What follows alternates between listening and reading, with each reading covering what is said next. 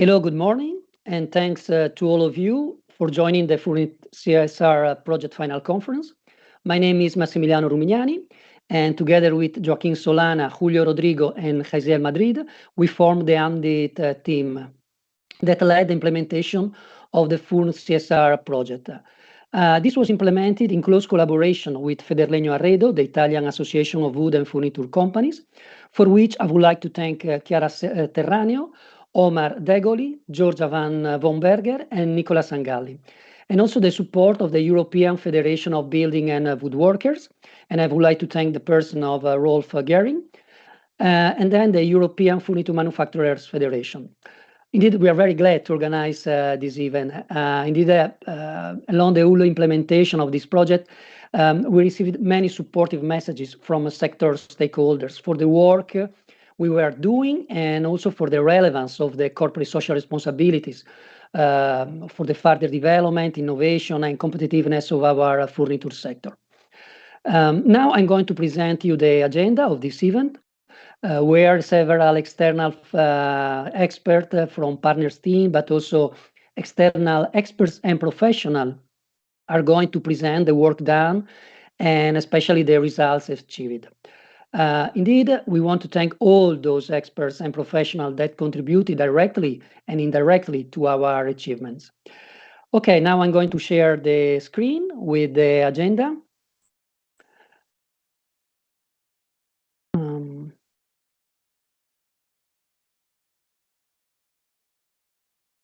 Okay.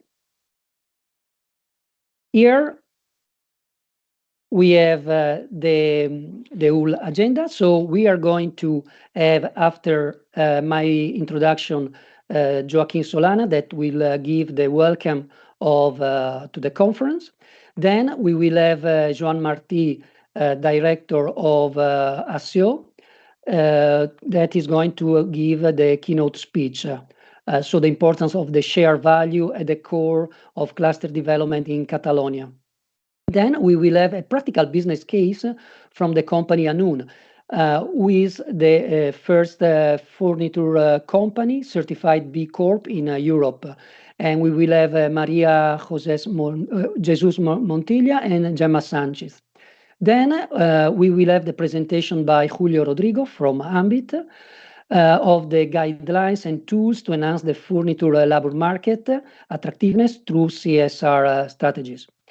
Then we will have Jeroen Doom from Woodwise, one of our key experts in this project, that is going to present how to prepare managers and employees of the companies to deploy for the deployment of CSR practices. Then we will have a short virtual coffee break, just 15 minutes. And then we will have a new session with the presentation of two key outcomes of our project. The handbook, a practical guide, let's say, on CSR with José María Cañellas and Chevy Agulló from Vector 5 company. They were our expert in CSR. And then we will have also the presentation of the online tool for the company self-evaluation with Jaisiel Madrid from the AMBIT cluster, our colleague. Then we will have Chiara Terraneo from Federlegno Arredo that will present the validation process of this online tool that involves several companies and some testimonials of the companies involved. Then we will want to comment to have some answer to the questions from the chat of the that you can find in Vimeo. I will explain you later. Then we will have a virtual debate and voting with Kenneth Johansson from GS Facket and representative of EFBWW. And then we will again have José María Cañellas and Chevy Agulló from Vector 5. Over there, we will have a Mentimeter session, some comments, and then the voting to all the participants. So in this case, I invite you to have ready your or mobile for the reading of the QR code, or be ready to go on the Mentimeter website. Later on, we will show you all this detailed information. And then Julio Rodrigo is going to close the whole conference and a short presentation about the services to support companies to deploy this CSR strategy. So now I would like to give the floor to Joaquin for the welcome session. Thanks, Joaquin. The floor is yours. Good morning, everybody, and thanks a lot, Max, for the agenda introduction. I will share with all the attendants just some ideas to introduce the conference. If you ask furniture companies which are the reasons of their pains, depending on their position in the value chain, some of them will complain about energy costs, the raw materials, and the related problems in the supply chain, or the higher competition from other countries. But all of them will agree that the biggest problem they have to face is the lack of good qualified professionals. Of course, attracting talent is a shared challenge for most sectors in Europe, but this need is probably more serious in some industrial sectors, especially those like furniture manufacturing, a sector little known to the general public who ignore the reality behind our high-tech factories. This difficulty in attracting talent is even more dramatic for small, medium-sized companies located in areas far from large cities. Corporate social responsibility and the more strategic approach known as shared value are both important for companies that are seeking to operate in a responsible and sustainable manner. And that's not just a matter of social or greenwashing, but a concrete manner of creating economic value for more the company while also addressing social and environmental challenges. This involves identifying and pursuing opportunities to meet social needs through profitable business models rather than just through philanthropy. Companies that work on shared value and communicate it in the right way are sending a message to young workers and new talents that these companies are a good place to work.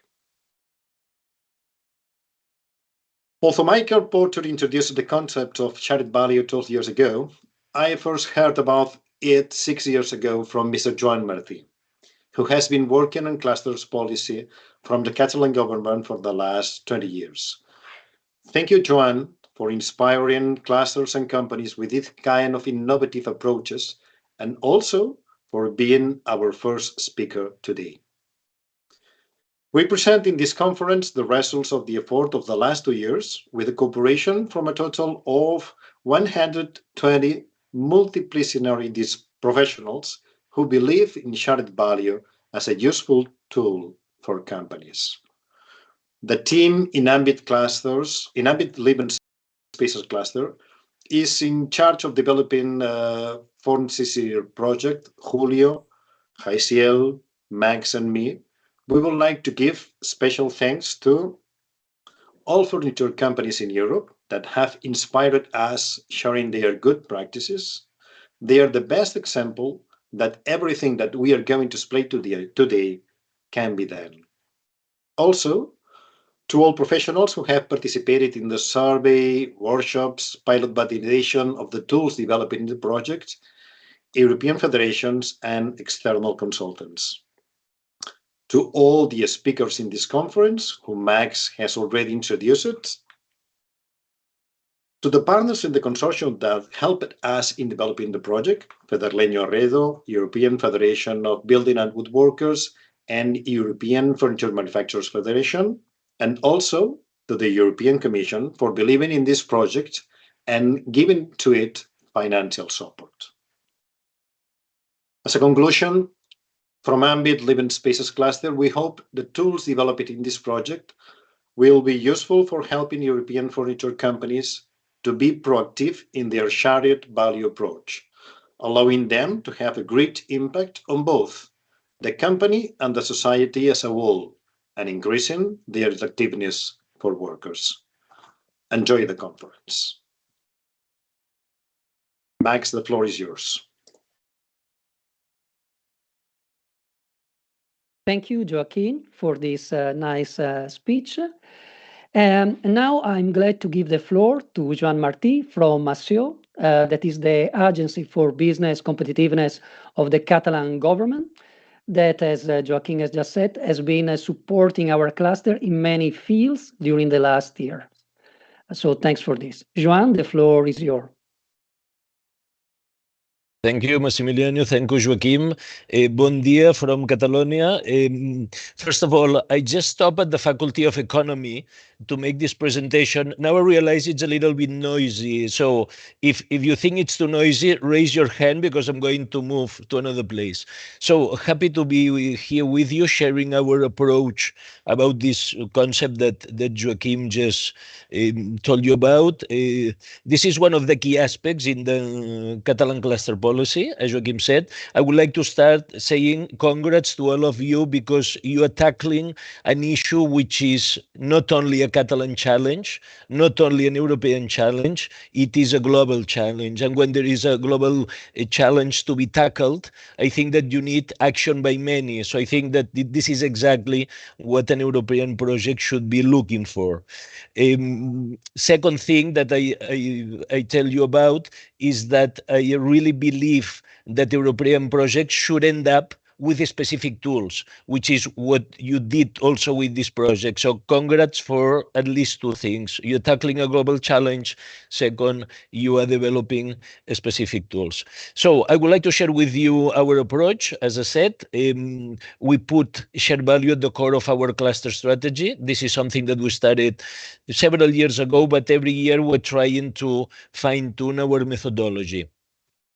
So, Julio, I see that you already opened the PPT, so I will tell you when to move forward. Basically, Catalonia has had a cluster policy for a long time. We had an emotional celebration last December, December 16, when we celebrated our 30th anniversary. We started our cluster policy in 1992, being one of the first places in the world to do so. And I always say that when you are 30 years in a business, basically you have hundreds of possibilities to make mistakes. So you learn a lot. We've been in this for those 30 years. I've been in office for 27 years.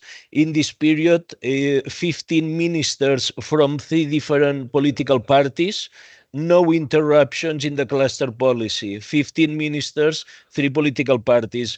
This is exceptional, not only in Catalonia, or I'm sure it's exceptional also in your countries. So this is part of our economic history. When I stop, Julio, you just move forward, okay? Instead of saying next, because it's a little bit annoying for our colleagues. Okay, so our cluster track record is related to the concept of business strategy. Probably for many of you, the keyword for clusters indeed is competitiveness. Second keyword is usually cooperation. In Catalonia, the second keyword is not cooperation, is a strategy. And this has given us, I would say, a specific DNA. For instance, the father of the cluster concept, as you know, Professor Michael Porter from Harvard, in his book on competition from 1997, chapter 7 already spoke about the Catalan cluster model. We have a couple of cluster cases being taught at Harvard Business School, or for instance, the DCI network, which is the most cluster practitioners network worldwide, is located in Barcelona.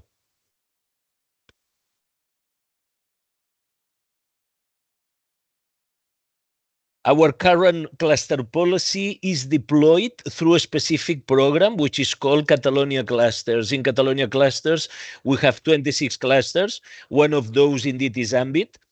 We have more than 2,700 members and an aggregate turnover of 70,000 million euros. To give you an idea, this is a little bit more than 20% of the Catalan GDP.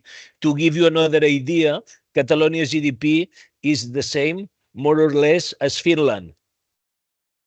And we believe that all clusters have a shared value potential. So our approach, our program is to help all clusters having this shared value agenda to contribute to firms' new type of competitiveness. This new type of competitiveness, I think, has a major goal, which is to contribute to a new capitalism. I think that capitalism has two possible endings. One is that the planet is going to explode. The other option is that we all contribute to a more conscious capitalism. And with this, we need basically to help firms changing from creating profits in the short terms for shareholders to creating value in the long term for society. I think there are 5 triggers to provoke this change. The first is talent. We're not going to be able to attract the people we need in our organizations if we don't have a consistent purpose. We have hundreds of examples. For instance, 20,000 students in France from the best business schools sign a manifesto saying that they will never work in a company with a negative climate impact. So no consistent purpose, no talent. We won't be able either to attract consumers. There is the Eurobarometer with data from European consumers. The last data available in the Eurobarometer is saying that 21% of European consumers take into account ethical issues when they buy a product. This means more than 80 million people. There is also a trigger related to finance. There is an explosion in green finance, and also banks won't give you finance, even though you have a fantastic EBITDA, if you don't have a positive impact in terms of social and environmental issues. And also, if you don't do this in a positive way to attract consumers and to attract finance, you will do it for compliance. The most important part, in our opinion, is the one at the core.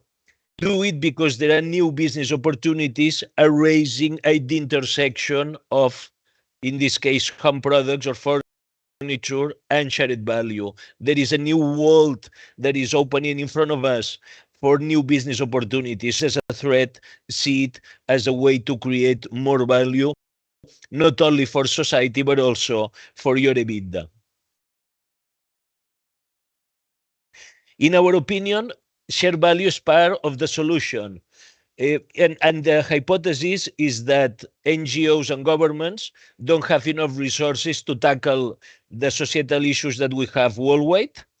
And the second hypothesis is that there is no dichotomy between being profitable and being sustainable. Actually, there is a positive circle. The more sustainable, the more profitable, and the other way around. Social value is a concept related to strategy, not to philanthropy. I'm not from the welfare department in the Catalonia government. I'm from the competitiveness department. So I'm here to tell you about competitiveness. Philanthropy is fantastic, but shared value is not philanthropy. It's creating new value with a positive impact, but putting this value at the core of companies. And I think that there is an evolution from the previous concepts of positive responsibility, probably 10, 15 years ago. In the past, if you were a tobacco manufacturer and you were giving out 15% of 15% of your profits to the local hospital, you were a company for good. A tobacco manufacturer. Today, a tobacco manufacturer that gives 50% to the local school or the local hospital is not a company for good, because being a company for good today means putting at the core of your strategy and business model this triple impact. So you could never be a company like that if you are a manufacturer of tobacco. How does this fit in our cluster approach? As I said, Catalonia cluster approach is very much related to the concept of strategy. A metaphor that I like is that the cluster is like a school of strategy. And the shared value concept fits very well in here because it means adding a social component to strategy. To do so, we created an original and pioneer methodology worldwide, which is basically this triangle. Our objective is to help firms creating shared value in a systematic way, We do so through clusters, so we have a multiplier effect, and part of the process is coming from the inspiration from the B Corp tools. So basically, we try to train companies to become marathon runners. For us, transforming a company into a triple impact company is like running a marathon. And to run a marathon, first of all, we need to train people to do sports. So this is the process that we follow. This is a training program that we offer to all 26 clusters in the Catalonia cluster programs. We finance 100% of this process. And basically what we do is going through this four-step process. First of all, as I said, we try to identify new business opportunities arising from share value, and we work with 30 companies in average. Second, we work with the companies that want to be tested with these tools, with the B Corp tools, and usually we have around 15. Out of these 15, the companies with the highest endurance are the ones that finish the process to apply the BIA, which is the B Corp auto-diagnosis tool. So we have around 5 finishers out of each cluster. And the ones that want to transform themselves into becoming a B Corp company, we invest 90,000 euros with a grant, an individual grant for each company. Okay? This grant is not to pay the certification. We are not for certifications. This money is to co-finance the transformation process. For us, having the certification is fantastic, but it's winning the marathon. And we are happy if they finish the marathon, which means that they face the different tools. Results for every cluster. We identify, in average, 10 business opportunities per cluster, 50 international benchmark per cluster, and as I said, we have these 5 finishers per cluster. As a total KPI for this year, if we multiply the numbers that I just explained for 26 clusters, we will have 260 new businesses and international benchmark and more than 100 finishers. The process so far, we have impacted more than 600 firms with more than 80 finishers. To give you an idea, in Catalonia, there are 60 B Corp certified companies, 60. With our interventions, you see here that in 2 years, we're getting 80 companies that are going to be very close to the certification. So we're going to double probably the number of B Corps in Catalonia thanks to this public intervention. The methodology, as I said, we are fine-tuning it. We're improving it with a thing which is compelling for all businesses, which is the intersection of technology and social issues. There is a lot of polemics about data privacy, about the use of algorithms, of artificial intelligence, so on and so forth. So we are incorporating this in our methodology as well. A lot of dissemination, a lot of talks like the one we're sharing here today with you. I would say that all companies know that they need to go to through this process of transformation, but they like specific tools to do so. That's why our program is on providing these tools. And also, as I said, at the international level and also at the Catalan level, almost every week there is something going on in order to engage as many companies as possible.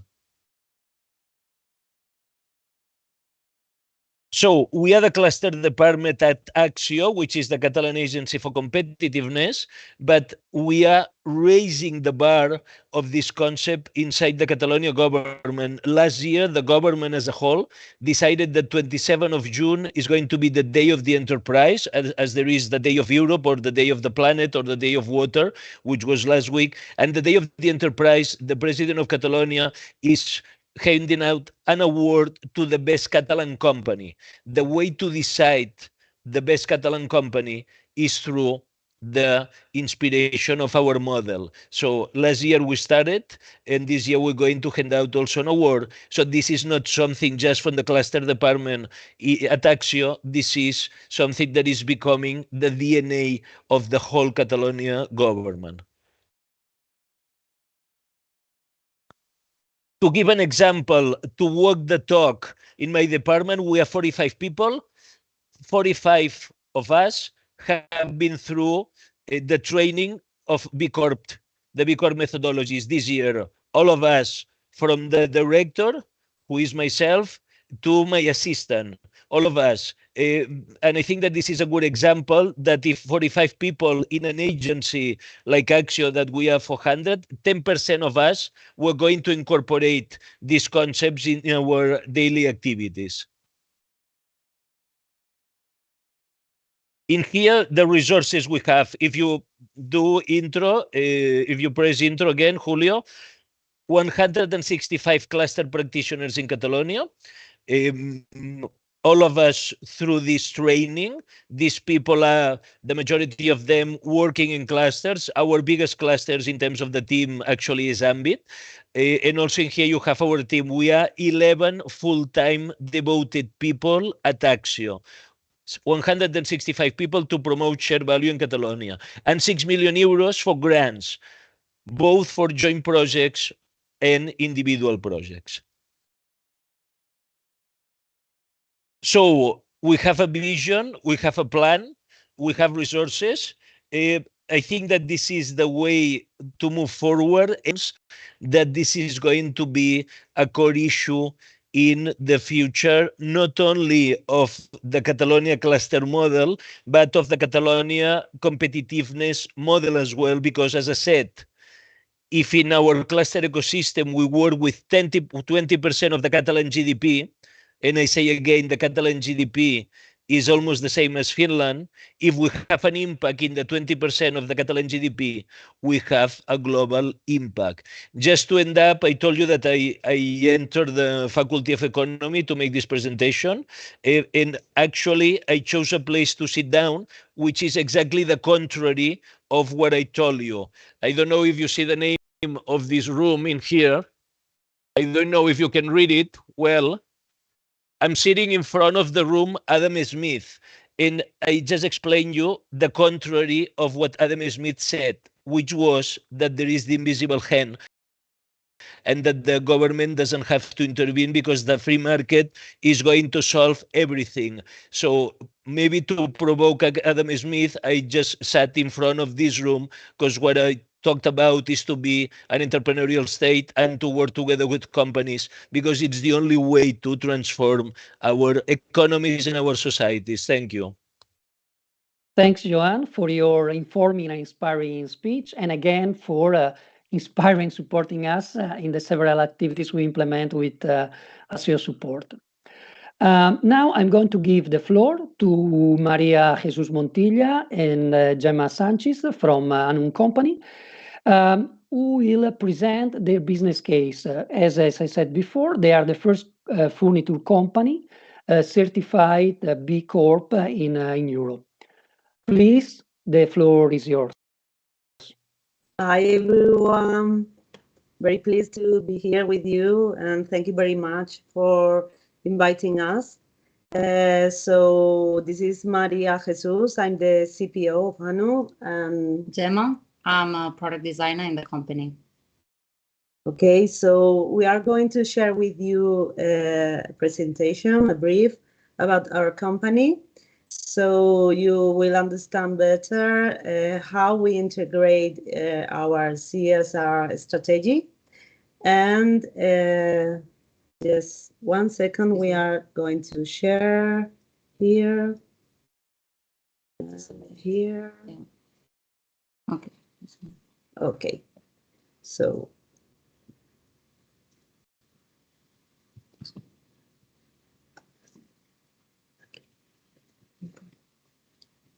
Okay, so as you said before, HANNUN is the first Spanish furniture company certified B Corp in Europe. And in HANNUN, we are specialized in the design and digital sale of sustainable and handcrafted furniture and decoration. Our goal is to reduce inequality and contribute to a healthier planet. When was born? So HANNUN was founded in 2017, almost at the end. So During this time, we managed to sell products in more than 30 countries, increasing our product line to reach more than 1,000 unique handmade products and consolidating as a leading sustainable handmade furniture company in Europe. After 3 years, we succeed to have more than 4 million revenue. So this means a significant business growth and registering rates over 200% turnover. Another goal was in 2022, we succeed to be listed on the BML Growth. So this was a great success for the company. And now we are focusing innovation, trying to study how can we use new biomaterials with our main material that is good. And this is a big challenge for us. HANNUN has a clear focus on taking care of our planet as well as the condition of the people who live in it, which has motivated us to create a responsible and careful business model that is fully certified by different green and sustainable bodies and organizations.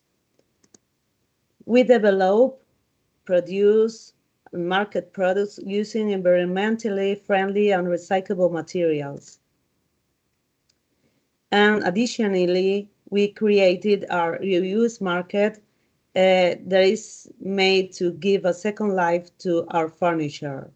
So at HANNUN, we seek to provide a solution to the environmental problems caused by the furniture and decoration industry through handcrafted, local, sustainable, and long-lasting products.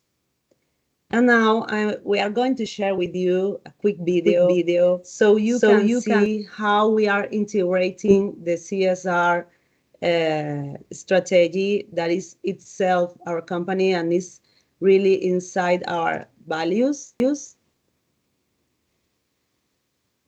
Furniture hides stories, but they're not the only ones.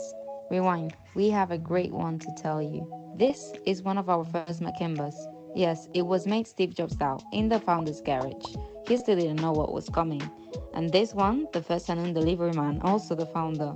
Marina was the first one who bought a HANNUN, and here our first catalog. 2 products, yes, you've heard it right. And of course, with the first orders, the garage was running short and we had to go to our first and original workshop. Cold in winter and hot in summer. Come on, the ideal place to start a revolutionary business. Everybody thought we would change the world. Well, not everyone, but these people did. The first warriors of HANNUN, Oscar, Clara, Maria, or Mark. Although, of course, the disorder was monumental. And he appeared, our CEO, to guide the horses of the apocalypse. And our Instagram kept growing and expanding, and the love for HANNUN started to run through the veins of social media. Look, this is Clara Lago loving HANNUN. But before that, sorry Clara, there were others. Dulceida, Aitana, Grace Villarreal, and many more. And a little later, we started touring the roads of Europe. Germany, France, Portugal, Italy. We thought we were the kings of the world, and we tried a guerrilla action in a shop of a certain Swedish brand, probably the biggest threat of lawsuit in our history. We decided not to manufacture ourselves and started to collaborate with artisans from all over Europe, and we fell in love with the heart of their hands. We did auctions in the workshop because we like the human warmth. My goodness, the bang. But what we love a revenue. And one day we asked ourselves if we could manufacture furniture without cutting down a single tree. And guess what? Yes, we can.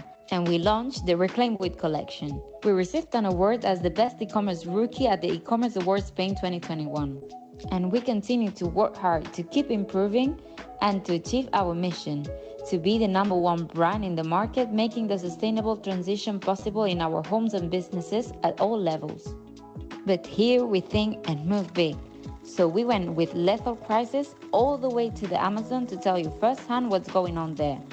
Because deforestation is a reality that touches us very closely, and we are not just crochet, neither crochet or cross stitch.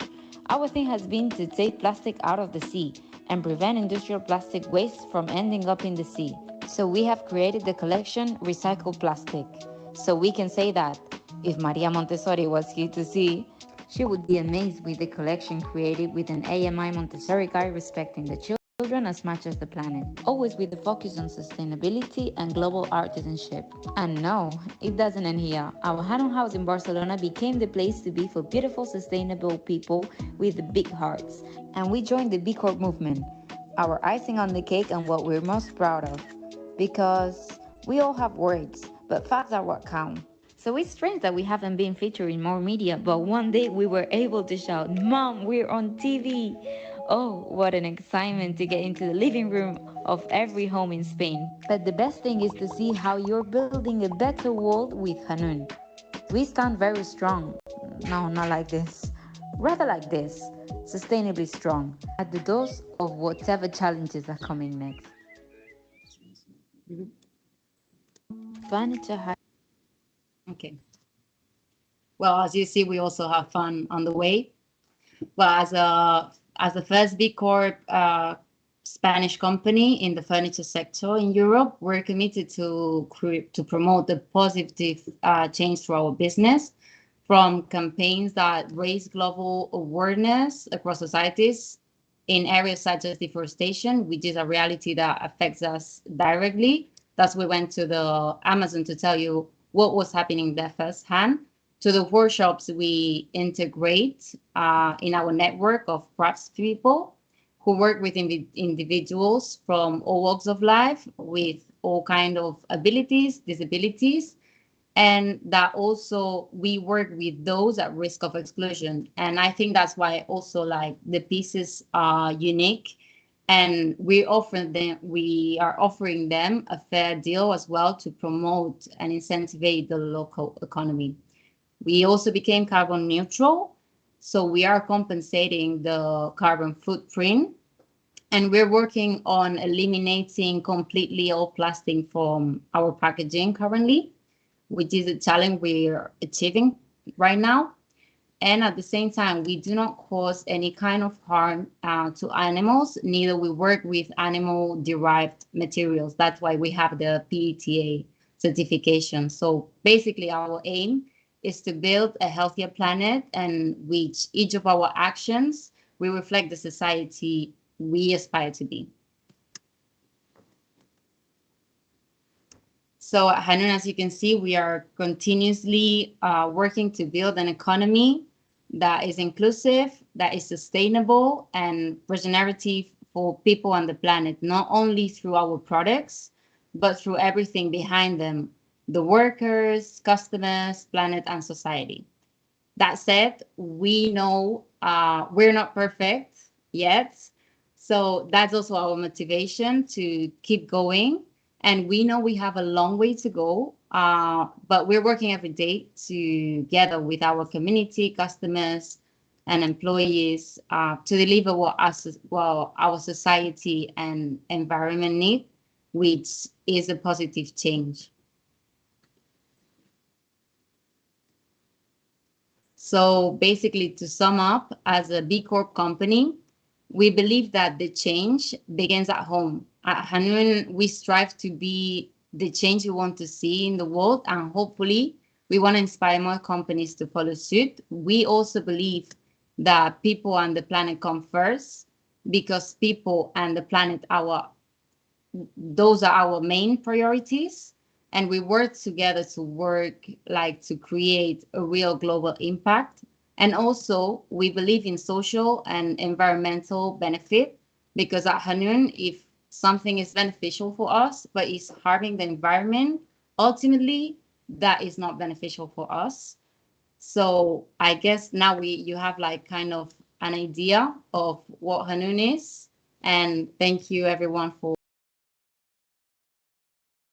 Maria Jesus and Gemma. Would you like to add something, Gemma? And no? Okay. Thanks, Maria Jesus and Gemma, for your very interesting presentation. And indeed, I think that all of us hope that other companies from across the European Union are inspired by your achievements and follow your paths to achieve this certified B Corp, and also to disseminate the idea behind this certification, because I think that at the end, this is the most important aspect. Okay, thanks again for your intervention.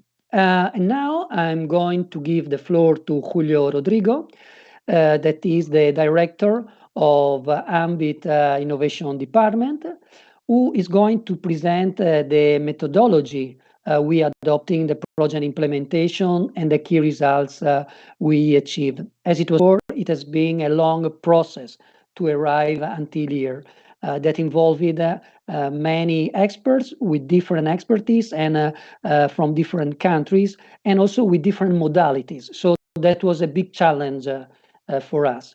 But Julio is going to present all of this. So thanks, Julio. The floor is yours. Okay, so thank you, Max, for your kind introduction. Good morning, everyone. The purpose of my presentation is to share with you the results of the full CSR project and briefly explain how we got them. Our goal in full CSR project has been to provide companies of the furniture sector with guidelines and tools to design and deploy a corporate social responsibility strategy. We believe that this is an excellent decision to enhance their competitiveness and job attractiveness. The project has had a duration of 2 years. Tomorrow is its last day, and just to mention that this project has been co-funded by the European Union and in particular by its support for social dialogue program.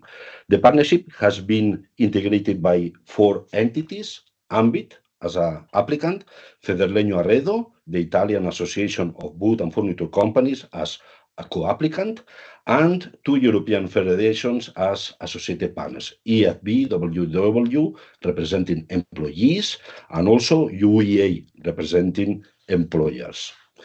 In the project, we have developed 2 main products in summary: a handbook on corporate social responsibility, obviously specific to the furniture industry, and this handbook contains a collection of good practices and business cases from real companies of the sector that allow you to deploy and continuously improve your CSR strategy. On the other hand, we have also developed an online tool that allows you to determine the maturity level of your company in relation to CSR, as well identify what good practices you can continue deploying to improve your CSR level and what real business cases from real companies can inspire you.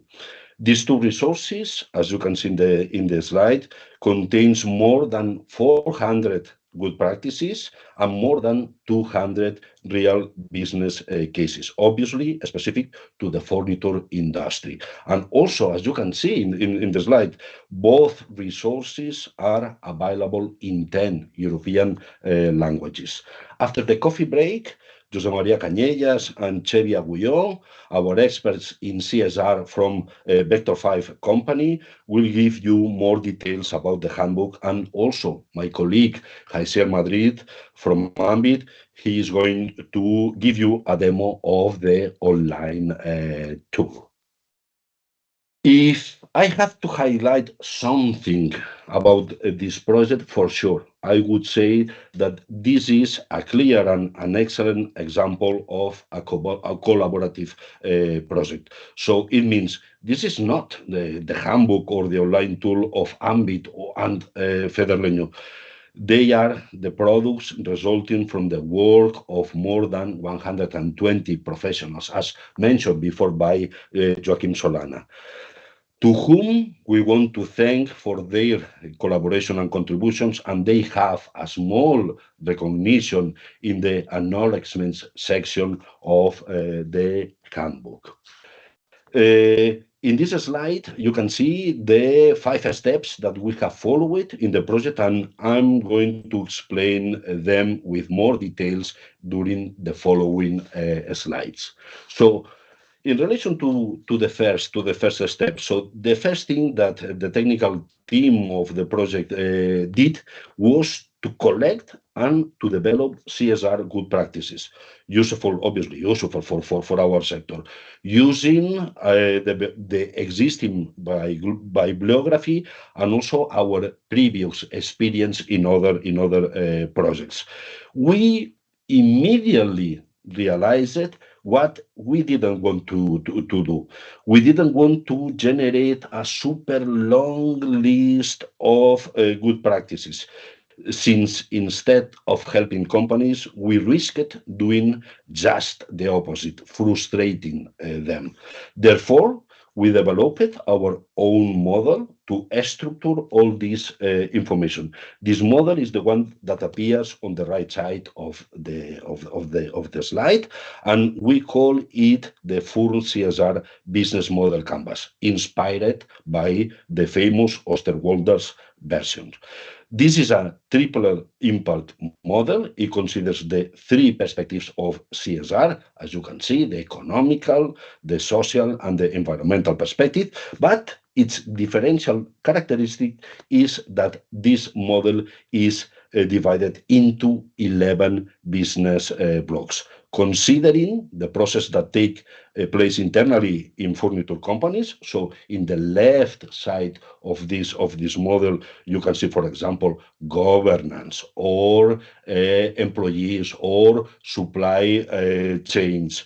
And the processes, we also consider it, or inside these business blocks, we also consider it the offer of the company. And these are reflected in the right side of this model. For example, you can see the clients or the value proposition, clients and value proposition in this business model. So in summary, all of our good practices are classified in one of these 11 business blocks, and inside each business block under the economical or environmental or social dimension. Why?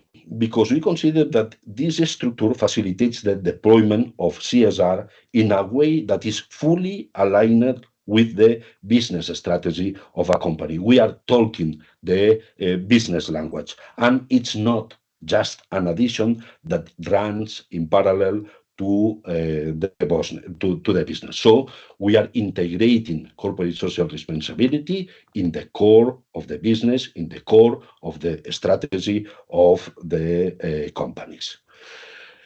During the second step, we involved the 7 subcontracted external experts that we recruited in this project, and with whom we worked on the technical refinement and the sectoral adaptation of the handbook.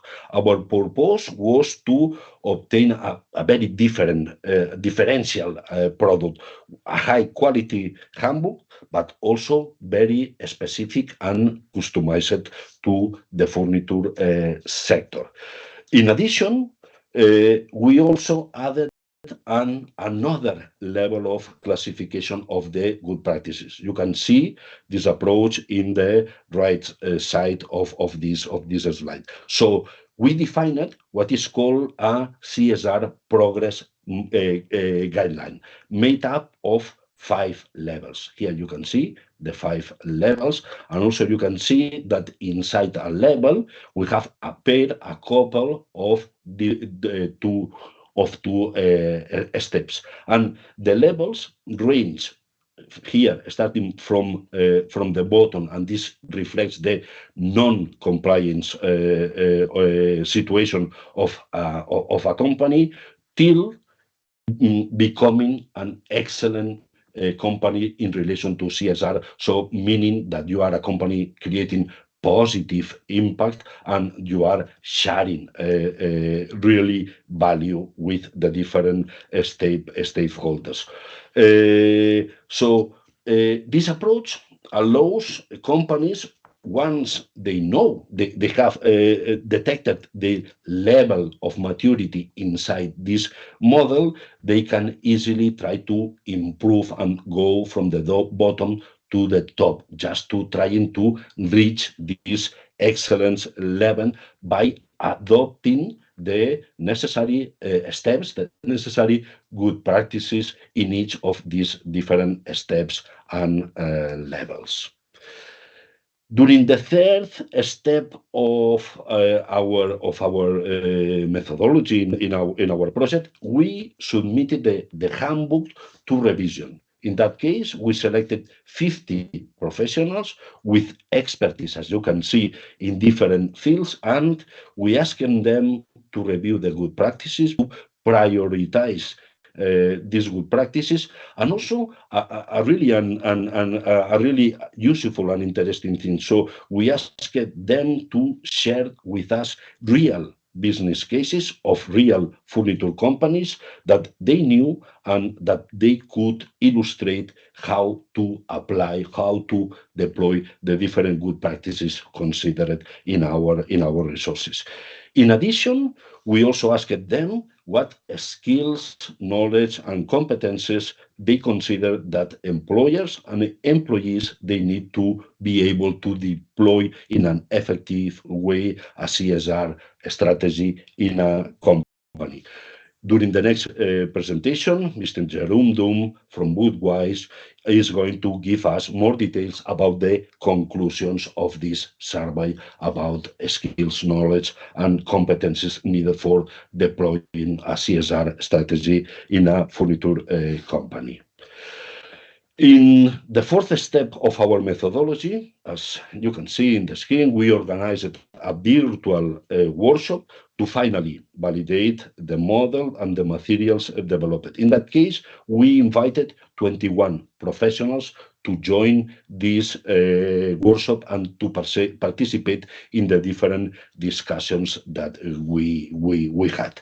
And with the inputs from this workshop and considering the final decisions, the conclusions of this workshop, we finally prepared the final version of the handbook and also the final version of the online tool.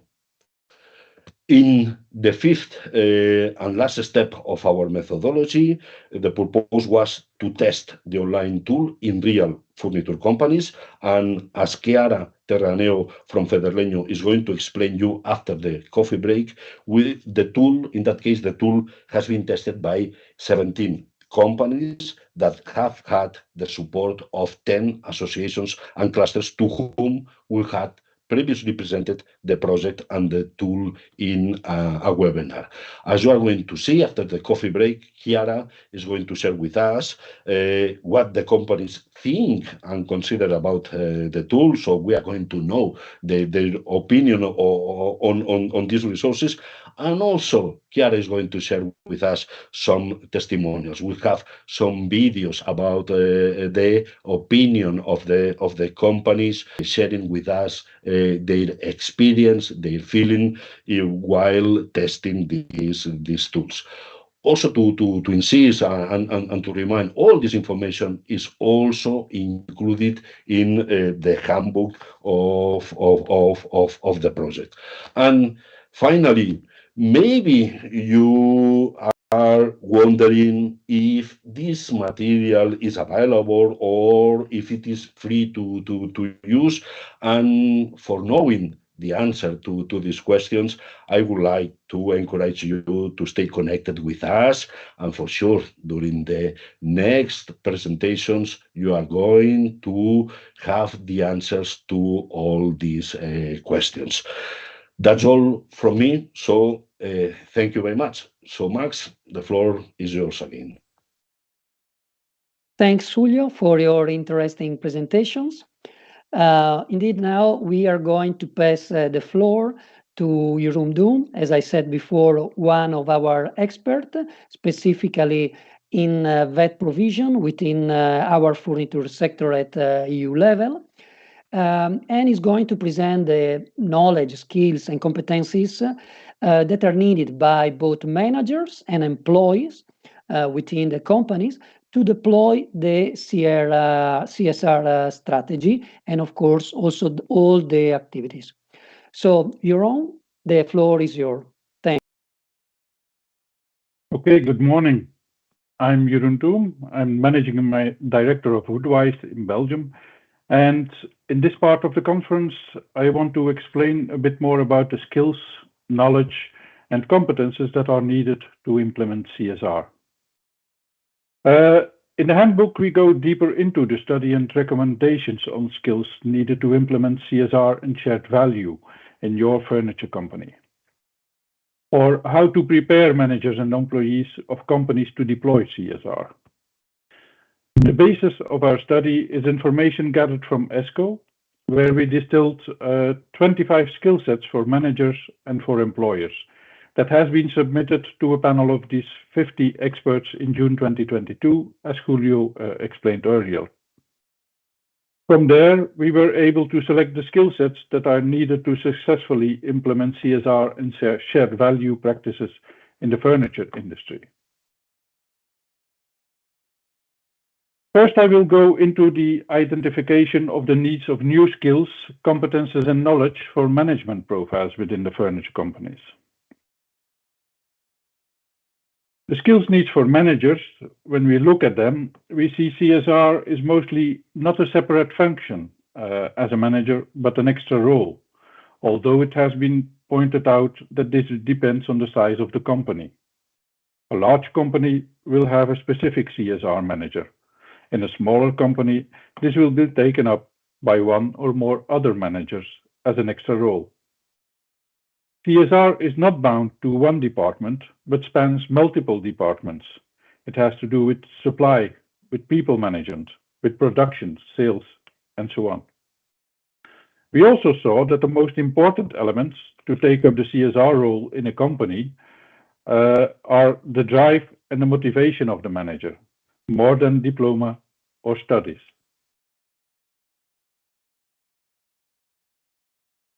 There are many skills and competencies that are necessary for managers to implement CSR, but here are 10 of the most important ones, as I said, validated by a panel of 50 experts from all over Europe.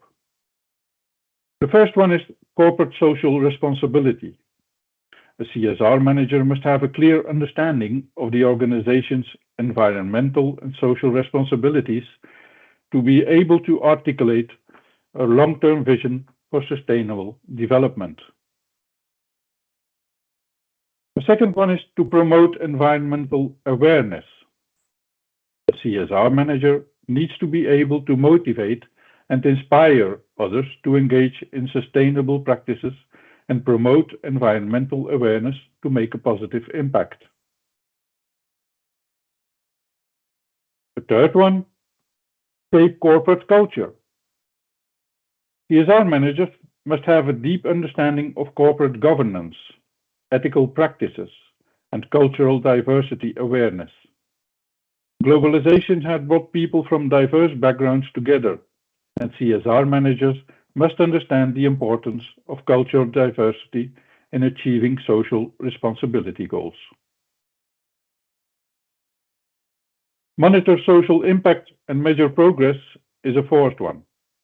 CSR managers must have an understanding of various measurement principles and methodologies to track and measure progress towards sustainability objectives. On fifth page, we see that promoting innovation and creativity is important. New technologies and techniques are vital to sustainability, and CSR managers should be creative and innovative in finding new solutions to implement sustainability. We could see that in the example of the HANNUN company. Successful implementation of CSR initiatives and strategies requires internal and external partnerships that promote dialogue, shared values, and cooperation. To advise on sustainable management policies, an effective CSR manager can create a plan that aligns with the corporate strategy, reflects stakeholders' expectations, and mitigates risk. Manage relationships with stakeholders means that we, besides what we pointed out in point 6, that we can broaden this also to communicate effectively with stakeholders, employees, customers, and other external partners. This is key for managing social responsibility initiatives. Motivate and develop staff is also important for a CSR manager, as he needs to be able to motivate and inspire others to engage in sustainable practices and make a positive impact. And last but not least, apply change management. Economic, legal, social, and environmental contexts are changing rapidly, requiring flexibility and agility to adapt to new CSR priorities, emerging issues, and stakeholder expectations.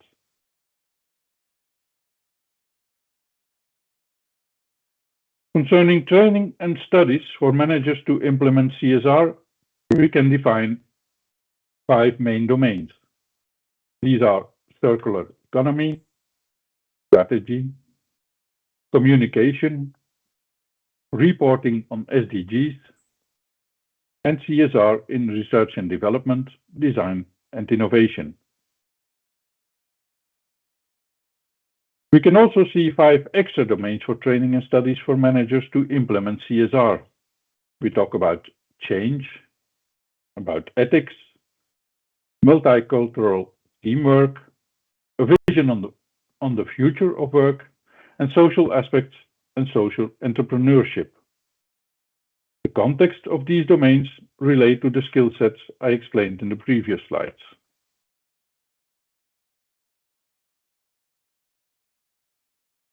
In this second part of my presentation, I will try to explain the new skills, competences, and knowledge for workers and/or employees within furniture companies.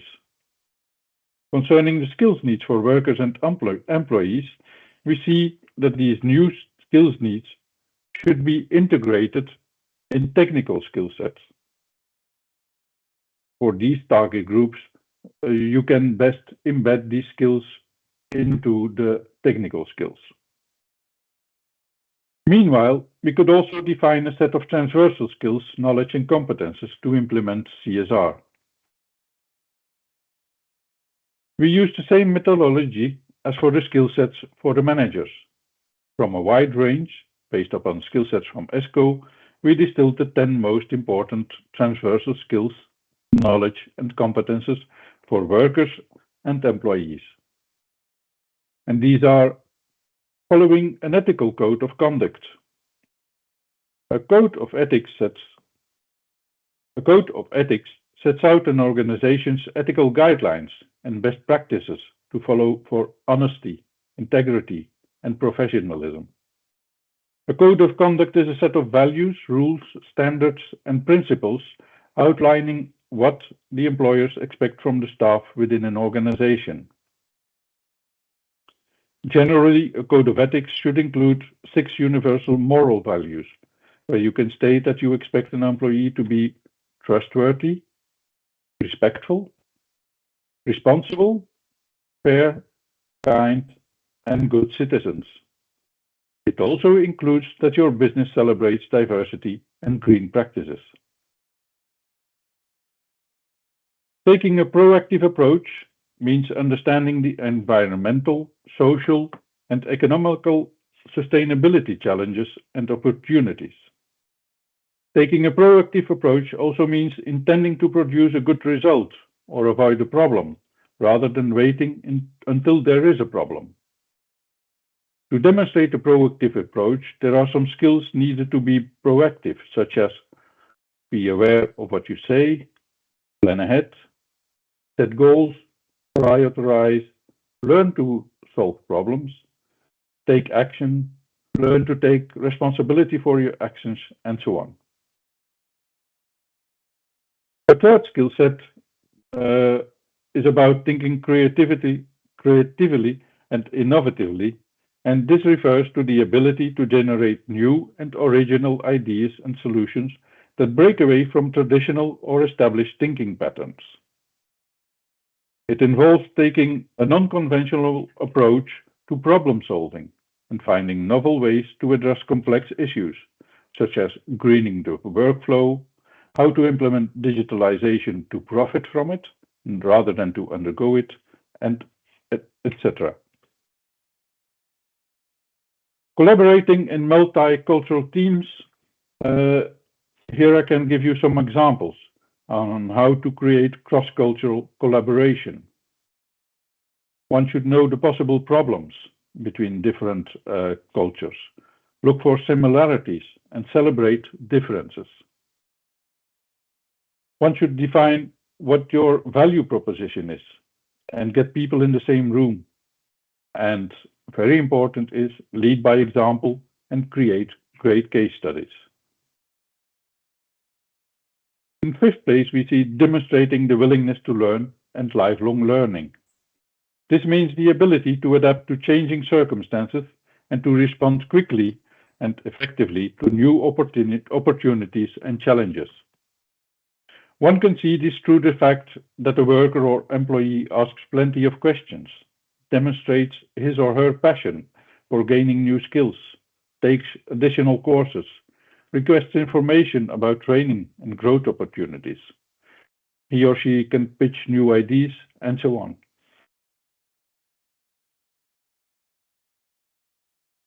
Maintaining a positive attitude is the ability to adapt positively to changing circumstances and respond quickly and effectively to new opportunities and challenges. So having a positive attitude means being optimistic about situations, interactions, and about yourself. People with positive attitudes remain hopeful and see the best even in difficult situations.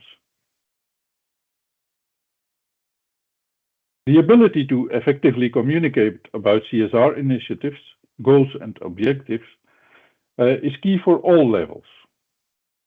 Having strong communication skills makes collaboration with others smoother.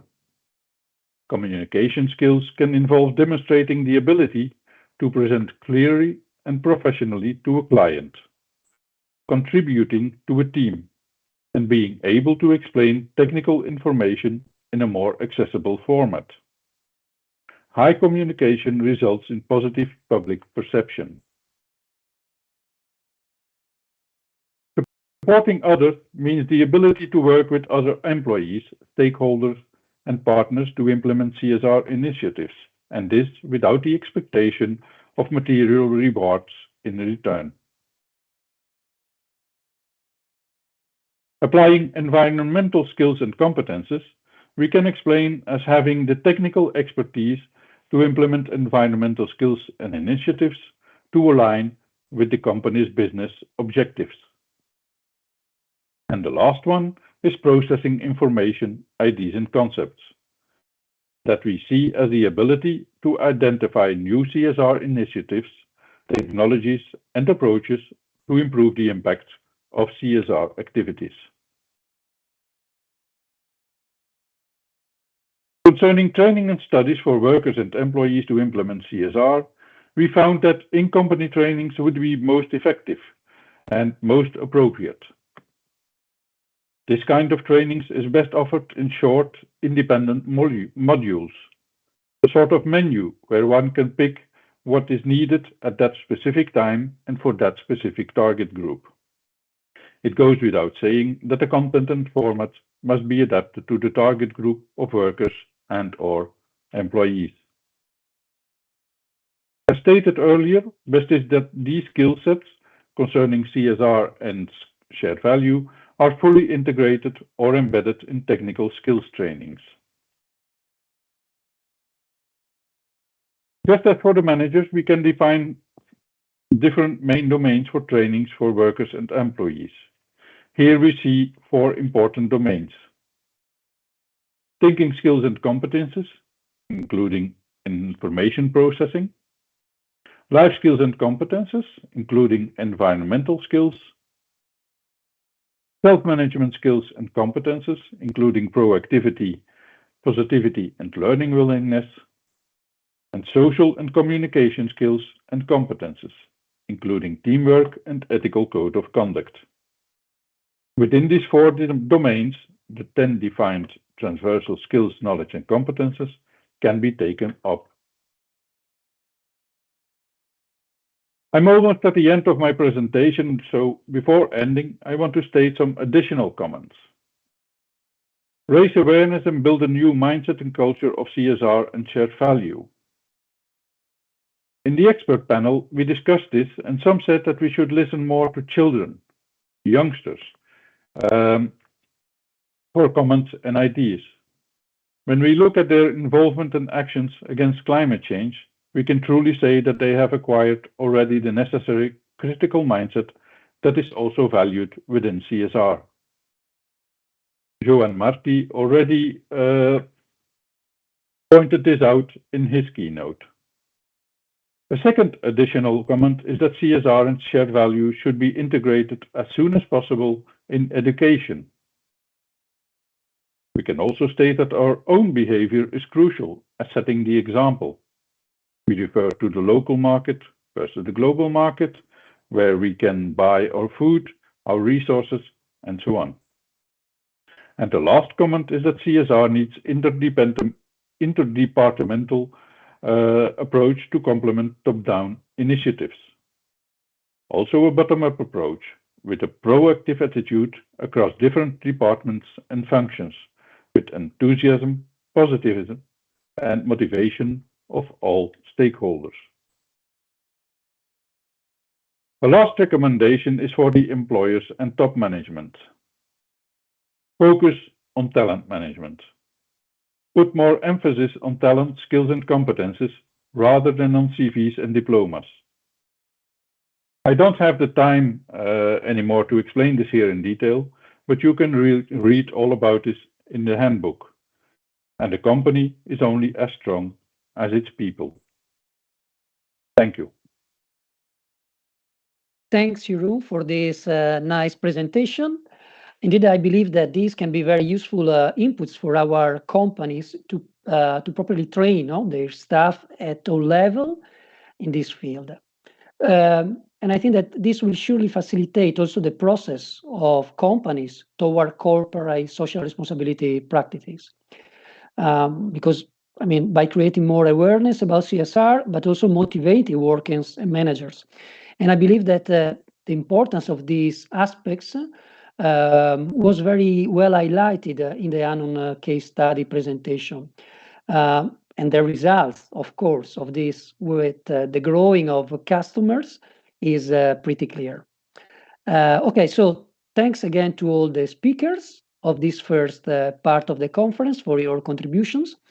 Now we will have a very short coffee break and see you again at 11:25. So more or less in 10 minutes. Thanks again to all of you. See you in a while.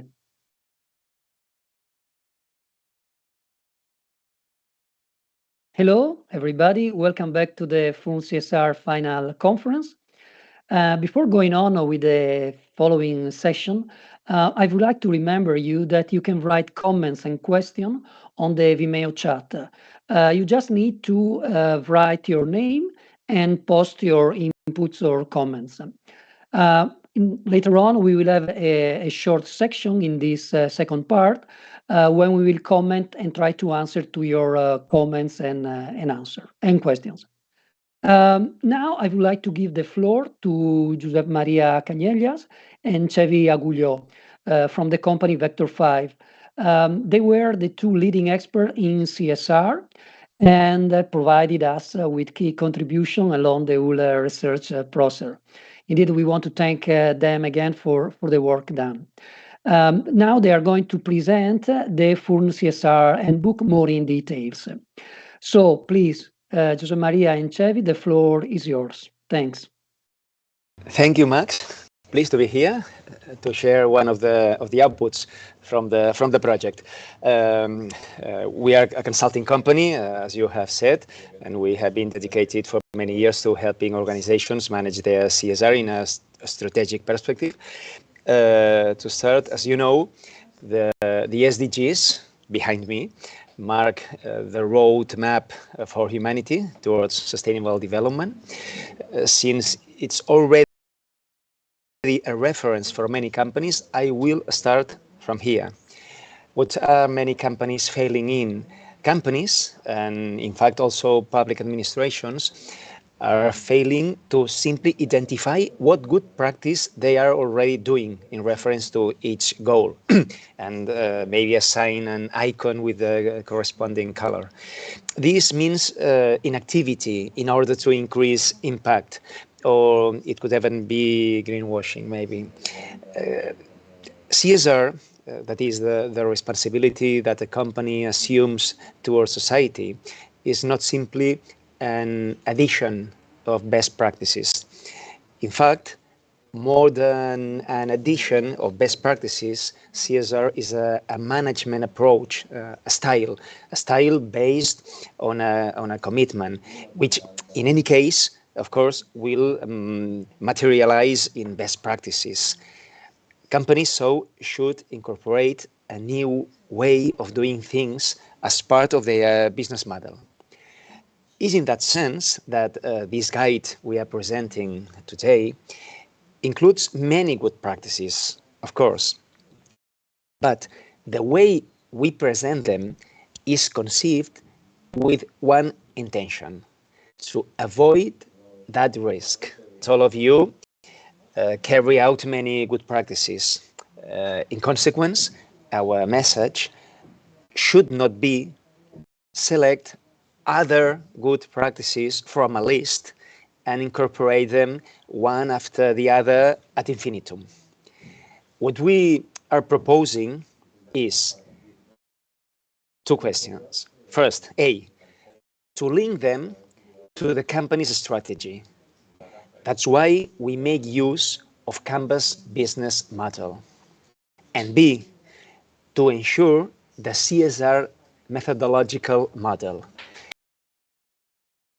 This is why we make use of our progress guidelines model. Therefore, the guide that we present today provides a combination of two methodologies that I think make it frankly innovative and focused. So Canvas business strategy, we are seeing business strategy, the Canvas model here.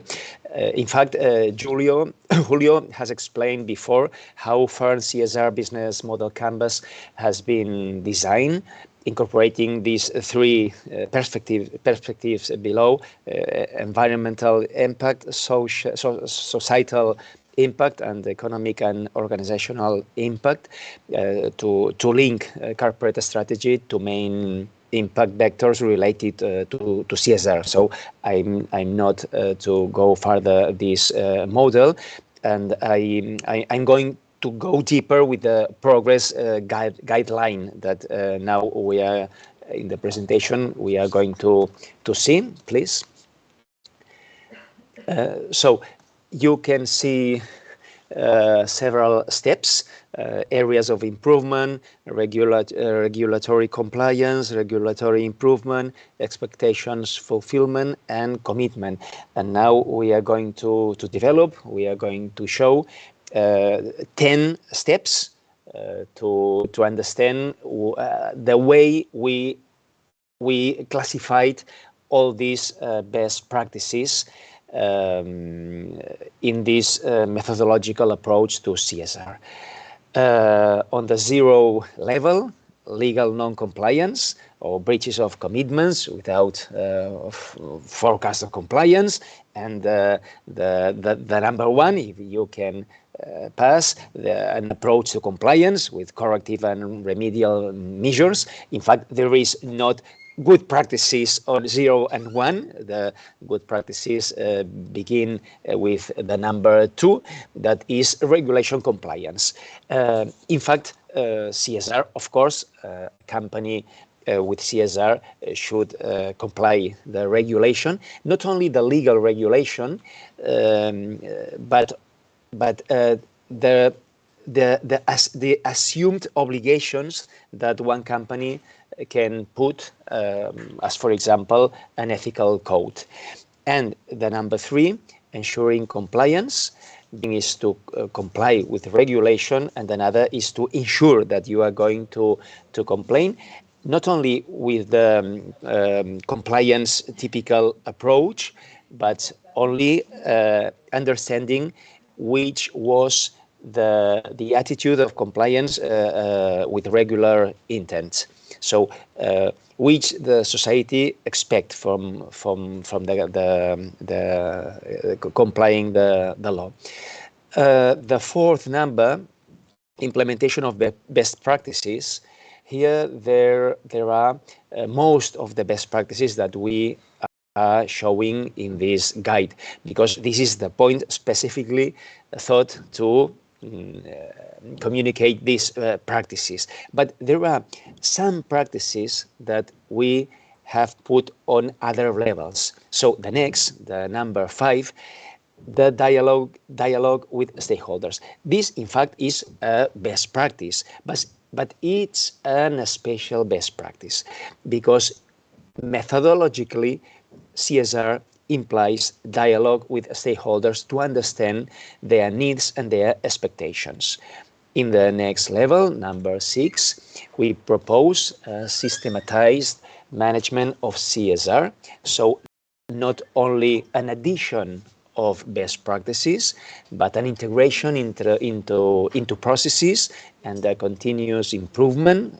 So is planning, actions, evaluation, and the 7th level, it's accountability with transparency. Of course, you cannot be transparent or you cannot be accountable if previously you have not systematized your management of CSR. And what is in the higher level? In the higher level 8 and 9, there is the sense of business purpose. Is a tendency, is a trend to develop a business purpose. This purpose is has to be conscious, has to be leadered with permanent corporate commitment and linked, of course, to the business model, to the strategy, and to corporate values. In the higher level, number 9, the creation of shared value. So this business purpose has not to be just an inner approach, but it has to be oriented to create shared value with all your stakeholders. So to create value in the sphere of influence and expansion with all your stakeholders. So creating socially responsible territories, or a more social responsibility sector, or maybe even to promote business activism. So this is the model in which you can understand where you are ubicated. It's important to understand that it's not easy to get the higher level, but it would be a risky approach if you pretend to be rapidly in the number 8 or 9 and you are not complying with previous levels. So it's important that you begin incorporating some best practices, that you make this dialogue with the stakeholders to understand what you have to do, and so go on. I think that there is another screen. We can go to the next screen. No? Okay. I thought there were another screen. No problem. So this is the model that we are proposing for you to understand how you have to incorporate all these best practices. Now, my Xavi Agullo will go on with the presentation. Okay, and so let's have a look, maybe for the first time, to the handbook itself. So I'd like, first of all, to give an overall approach of the structure of this guide, this handbook. Above all, and we can visit and we can see and we can share now the handbook itself. Okay, and if we have a look at the index, we can see that we can visit and we have some ideas about challenges towards strategic CSR and why should we integrate the CSR strategy in our company. But in the section 4, we'll see the step 4 that we previously saw in the explanation of José María, where we can have or we can find at each of the 11 drivers, from employees to cost, value return, but also supply chain activities. We can find some examples, some good practices, and its own business cases.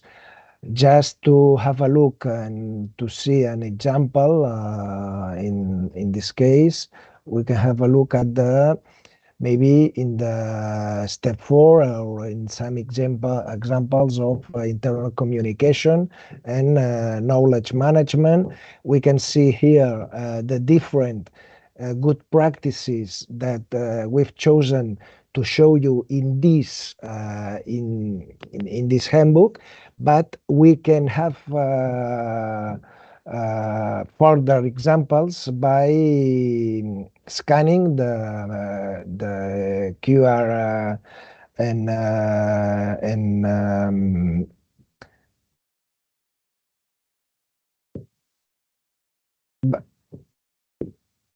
the QR code to have a look at more examples, but also to have a look and to see and find some business cases, in this case from Jeff Holz from Hungary, and at each step we can find different business cases and different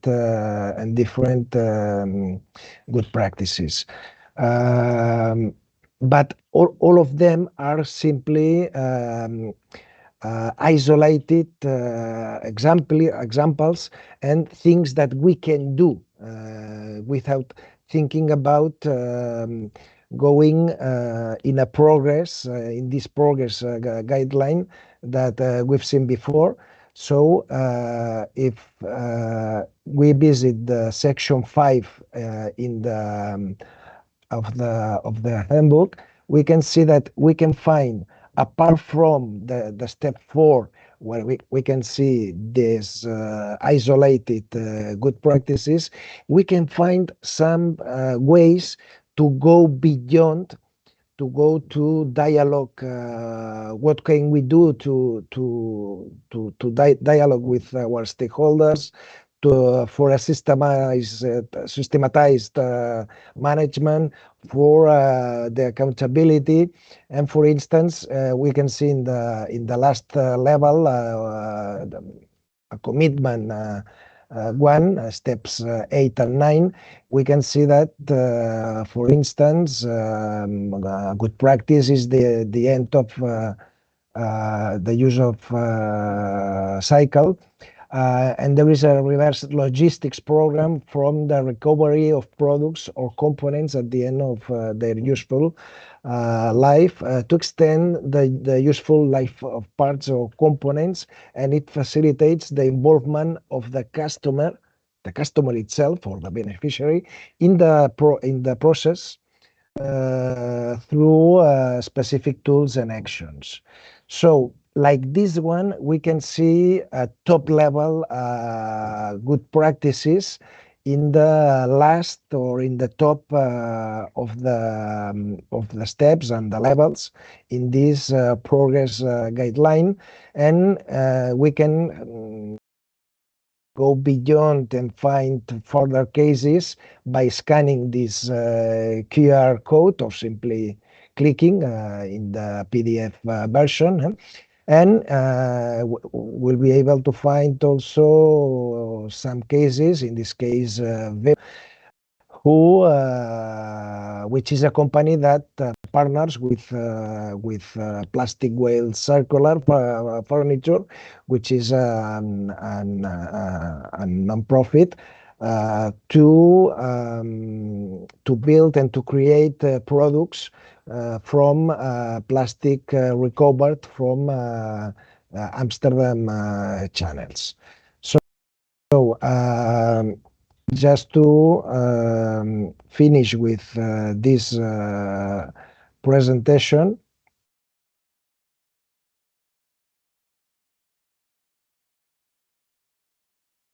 is to take into account that this handbook will help us to improve, to find some ideas, things that we can do at our company to progress, to improve from a zero level or a non-compliance level to top compliance and completely committed one.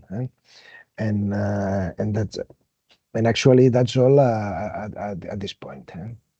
Thank you very much.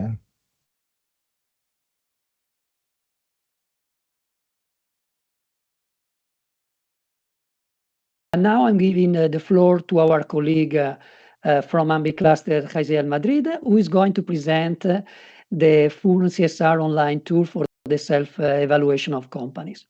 Jaisiel, the floor is yours. Thanks. Many thanks, Max, and good morning, everybody. It's really a pleasure to be today with you all, and mainly after such inspiring speakers so far. So let's go with this short presentation of the online tool before putting the spotlight on the testimonials of the people and companies that have used the tool over the past few weeks.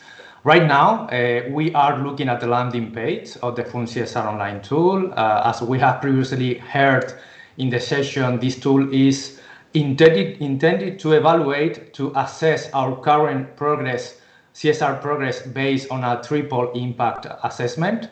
What is the same, how my CSR actions are impacting on the economical and organizational dimension of my company, my Furniture company, how these actions impact on the society and on the communities where my organization work, and finally, how my company daily actions impact on the environment as well. So let's click on the call to action button that you are going to find here in this landing page, start your assessment. As you can see, we are led to a very simple login page. In case we don't have already a user account, we are taken to a very easy as well registration page where we have to enter only the essential information of our Furniture company. So I'm going to log in the tool. In my case, I have already created a user account. Okay. So now we are getting the space of the online tool.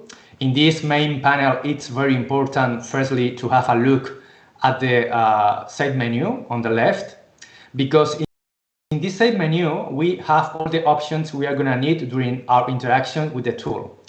As you can see at the upper part of this side menu, we have four main options, The option for CSR assessment, which is the screen we can see by default right now.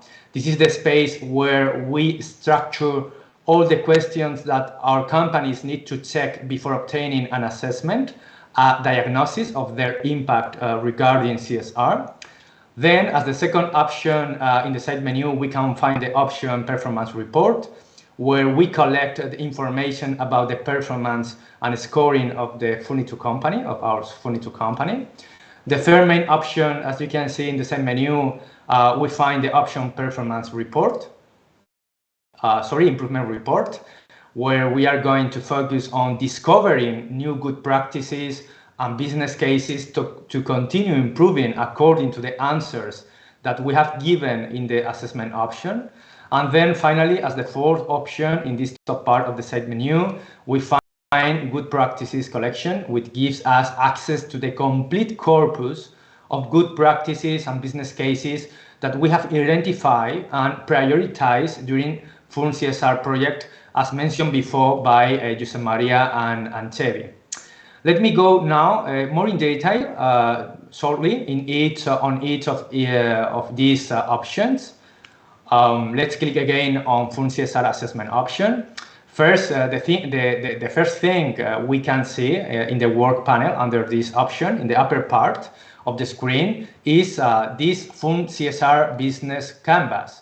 As in the case of the handbook, this is a very, very important reference, a very important asset throughout the online tool, since it gives us a visual way, in a very visual way, the structure we follow in order to take a picture of the main business areas or blocks on which we are going to assess the CSR actions of the Furniture company.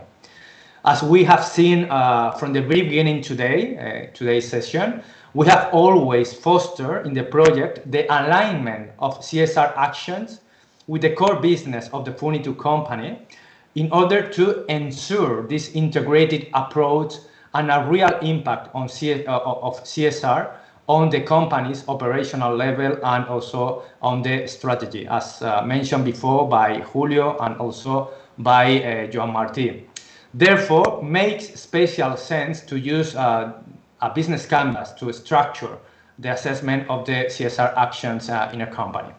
As mentioned also by Julio earlier, in this canvas we have on the left part the business areas related to the operations, and on the right part of the canvas we mainly find blocks related to the offering and experiences delivered by the Furniture company. And also we can see that the canvas is built on this ledger basis, representing the triple impact analysis that we are going to carry out within each of these business areas and blocks. So in the rest of the screen, under this option of assessment, we then find these 11 business areas or impact areas of the canvas. So to start the assessment process, we have to visit each block. Let me go, for example, to the business block employees. We are now inside inside the analysis of this business block. We find firstly a short description of the meaning and scope of this business area that we are analyzing, and then we can see below the main 3 dimensions of analysis aforementioned. Within each dimension, as you can see, we find different categories of CSR drivers impacting on each dimension. For example, in this case, we see in the economical and organizational part, we are speaking about equal opportunities, occupational health, quality of life of employees, and so forth. In the first category, namely, we are asked about the measures or practices that we hold in our organization regarding the promotion of equal opportunities among workers. So we have only to check those options that apply to my organization, that we are already addressing in our Furniture company. Then once we have seen and select the answers in this category that apply to my company reality, we move forward to the following category of questions or CSR driver. In this case, regarding, as you can see, occupational health, safety, and welfare, and so forth with the rest of the questions of this business block of employees. When we arrive to the last question, we can move forward to the next business block, that in this case is the block covering governance and structure issues. And of course, you can go back at any time. You can go back to the main panel by just clicking on the side menu and keep completing the rest of the business blocks. At the moment that we have all questions answered of all business block, we can click on button Show Diagnostic, or we can go directly to the option Performance Report. We are now within the Performance Report option in the work panel. And here, as you can see, we mainly find the scoring of the company according to the answers of the assessment section. First of all, at the top of the screen, we obtain the overall performance of the company. In this case, we get 26% as a scoring. Also, at this upper part of the screen, we can see through a bar diagram how this overall score is projected onto a specific maturity or CSR progress model that Jose Maria and Chevy has just introduced. So also you can go at any moment, you can see further information about the CSR levels that we make a reference to during the use of the tool. You can see this option about CSR levels at the bottom part of the side menu. So we see our current overall level. In this case, this company gets the regulatory improvement level, which is the third level out the 5 levels we have in our progress model. Then we can also check the specific scoring and the specific level that the company presents within its main business block. For example, in employees business block, in this case, we are at the second level. In governance and structure in this company, we have better performance, reaching the level of regulatory compliance or regulatory improvement, and so on with the rest of business blocks. So we have already seen the two first main options in the side menu of this tool. Now we go with the third option, which is the improvement report option. This section is devoted to keep improving and moving CSR actions in the company to the next level. It's important to remark that CSR is not a punctual issue, as we well know, but a continuous improvement of the company. And this is the purpose of this working area in the tool. Therefore, in this screen, we can see again the main levels of our CSR progress model, indicating as well the scoring that we have obtained with the assessment for each of these 5 levels.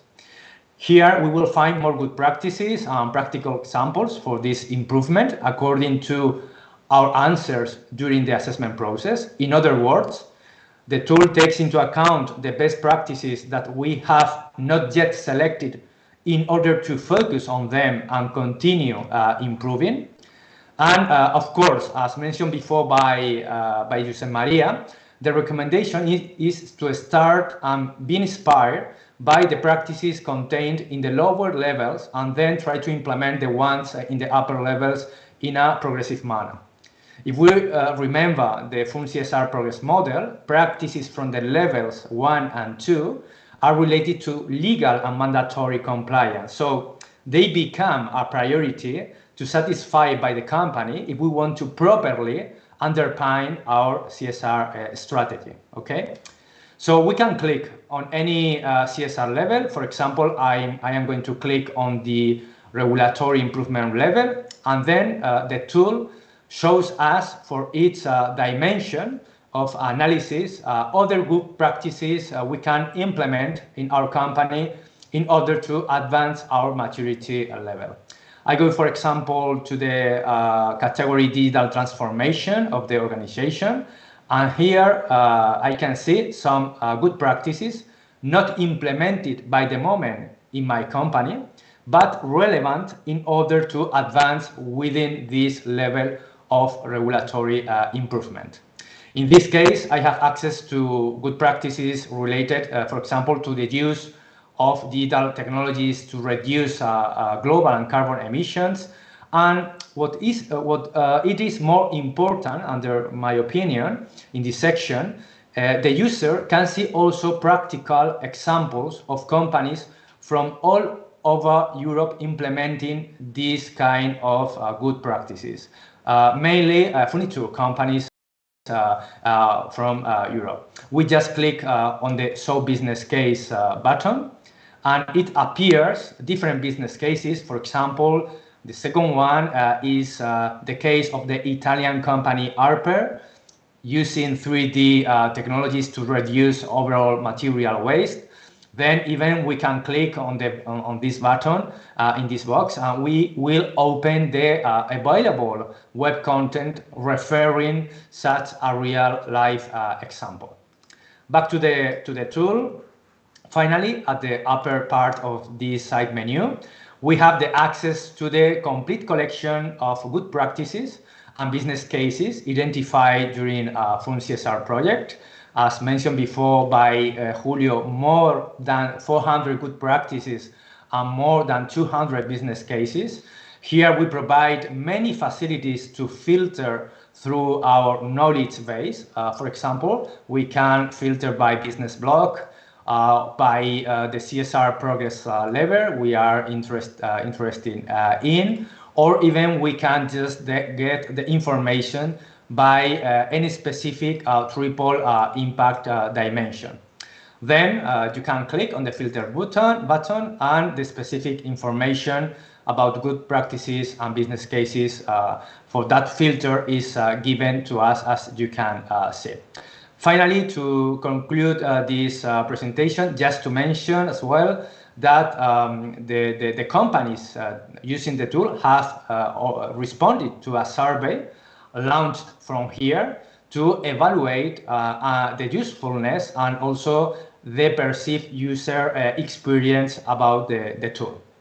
And that's all from my side, Max. I'm really excited to see and hear the testimonials on these first users of the tool. So Max, you have the floor back. Thank you very much.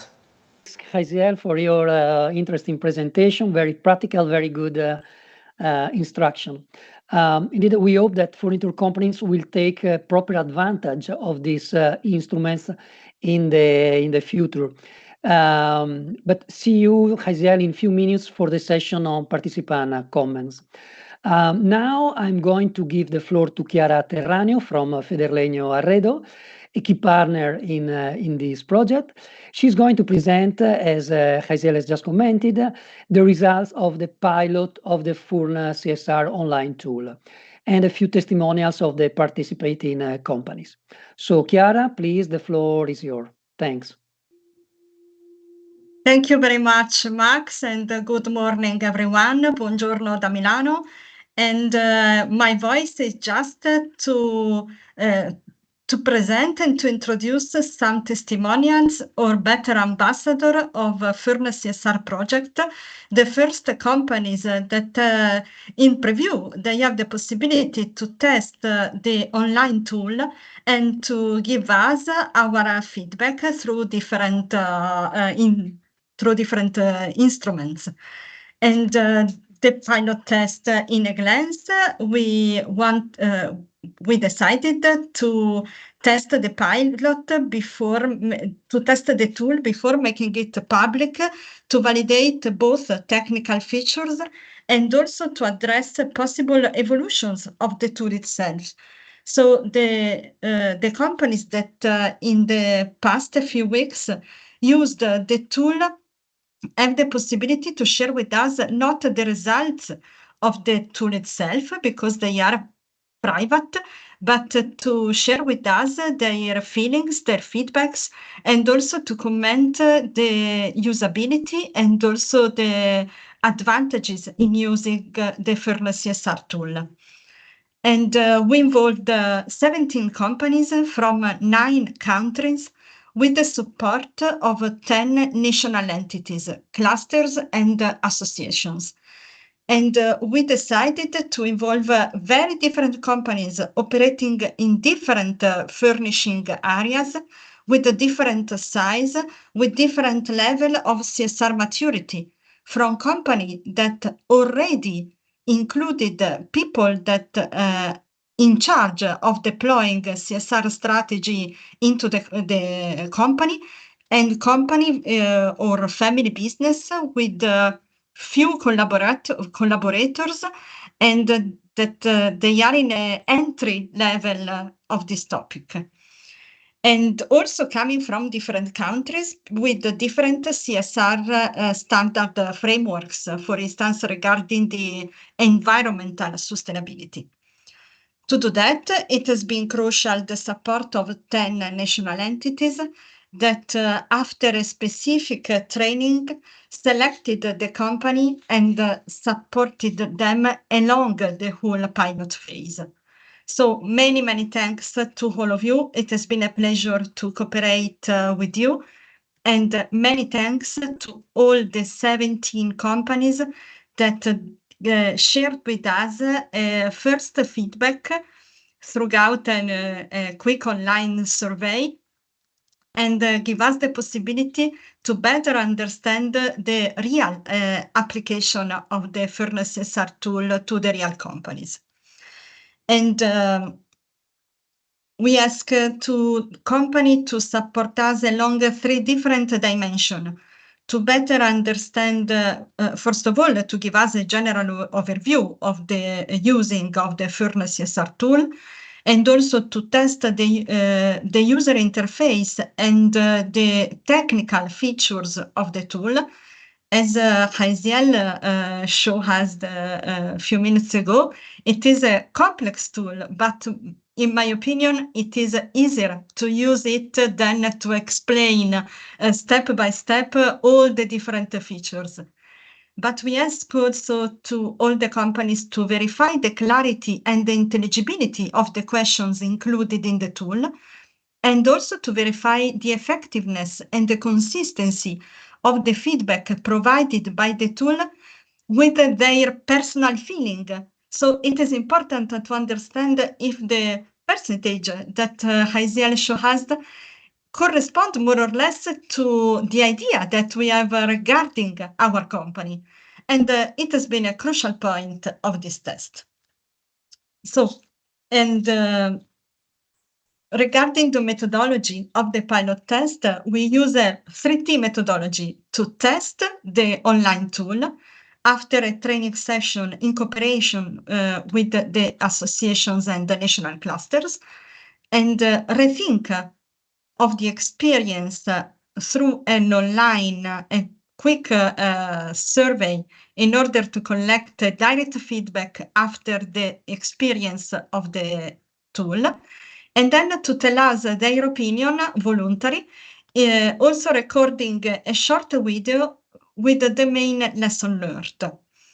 And it has been a challenging assignment for the testers, and so we wanted to thank you, but also to listen to directly to the companies, their feedback. And the first one is Sara Forné from Mobenia, a furniture company located in Spain, that will explain us their feeling and her feeling and her experience.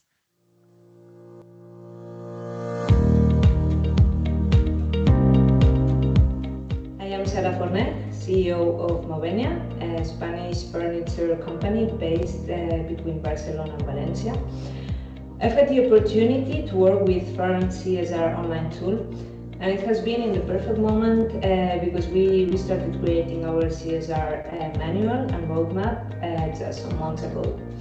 It has been a really useful tool, not only for letting us identify our areas of improvement, but also to set goals and targets.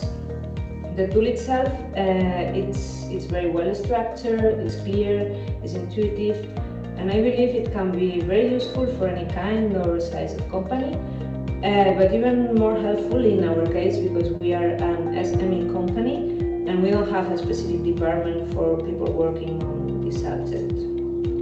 So the tool has provided us with a structured approach for identifying and measuring our company's social and environmental performance. And I'm very glad to have discovered it because, as we all know, nowadays CSR it's essential, and apart from improving the world we are living in, it leads also to improved stakeholder engagement, brand reputation, and also financial performance. And I strongly believe that a CSR online tool will help different companies to develop and also implement a more effective CSR strategy.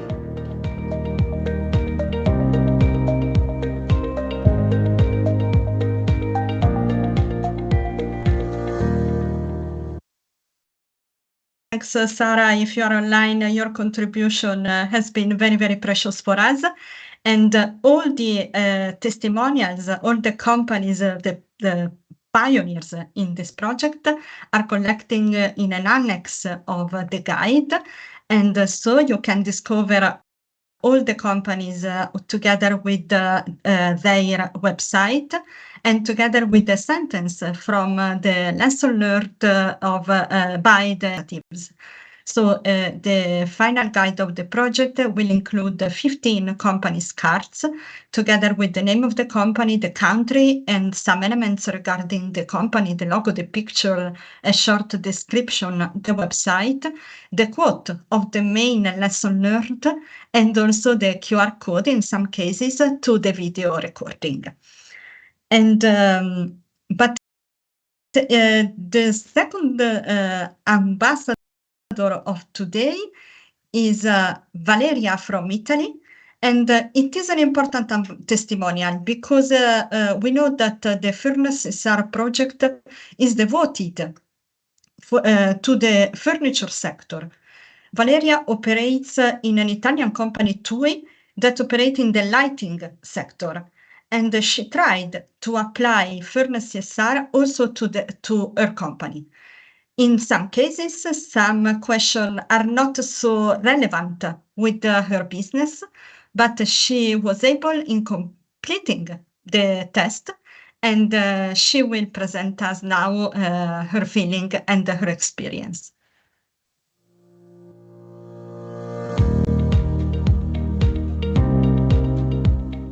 Hi, I'm Valeria from TUI and GBus company.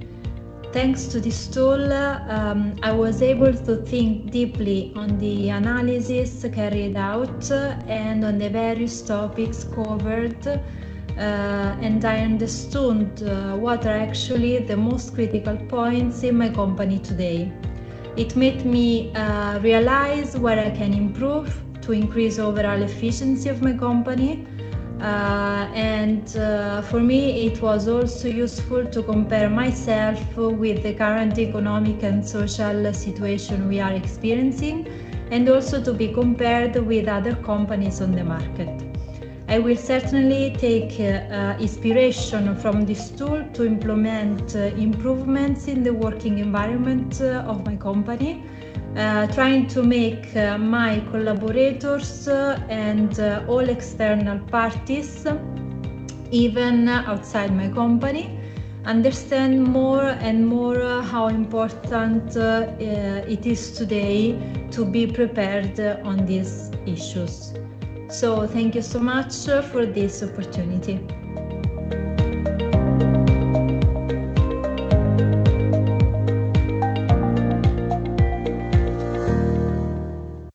And thank you, Valeria, for your contribution. And in the following two slides, we will shortly present the feedback that all the companies gave us regarding the pilot assessment.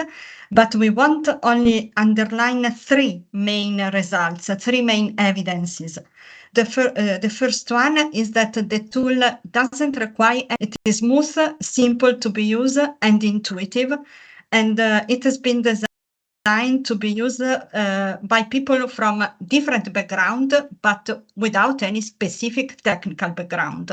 So it is a tool for business, for people that carried out their own business, not people that have to have some technical knowledge, competence.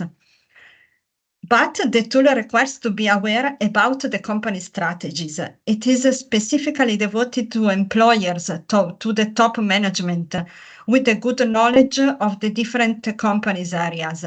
It is important when you will start in using the Furnace CSR tool to have a good overlook regarding all the company strategies, because we showed during the Canvas presentation the tool goes through all the company's areas, from the collaborators until the stakeholders, until the relationship with the local community, with the provider, with the consultancy companies.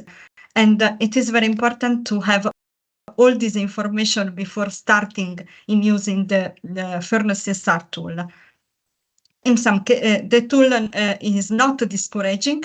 In some cases, the questions are a bit too complex, and it requires a bit of time to be completed. And so the final feedback from the companies is quite positive, with a very high level of satisfaction and profit from the using of Furnace CSR tool. The last comments are about the general feeling of the results that the company obtained by the tool. And in some cases, they declared that the results are useful to be shared within the company with other colleagues, with the employers, with the top management, and also that the business cases are inspiring for defining a systematic CSR strategy. And they give us an important suggestion, the possibility to compare the results with the average of the sector or with other respondents. It is a possible evolution of the tool, not easy to be implemented, but it declares the importance to have a comparison together with other companies and other employers or professionals in order to better understand the possibility to deploy the CSR strategy inside the company. But I go to the last testimonial of today, Michael Rancek from the Hungarian company Arcosi, and also a lot of questions include the answer, which give us idea for future. This project show us we have useful and correct direction in our company, for example, Industry 4.0. On the other hand, we see we should develop some human resource hire method, for example, introduce onboarding. Basically, it was a great opportunity for us. We are grateful to be able to participate in this project. Thank you.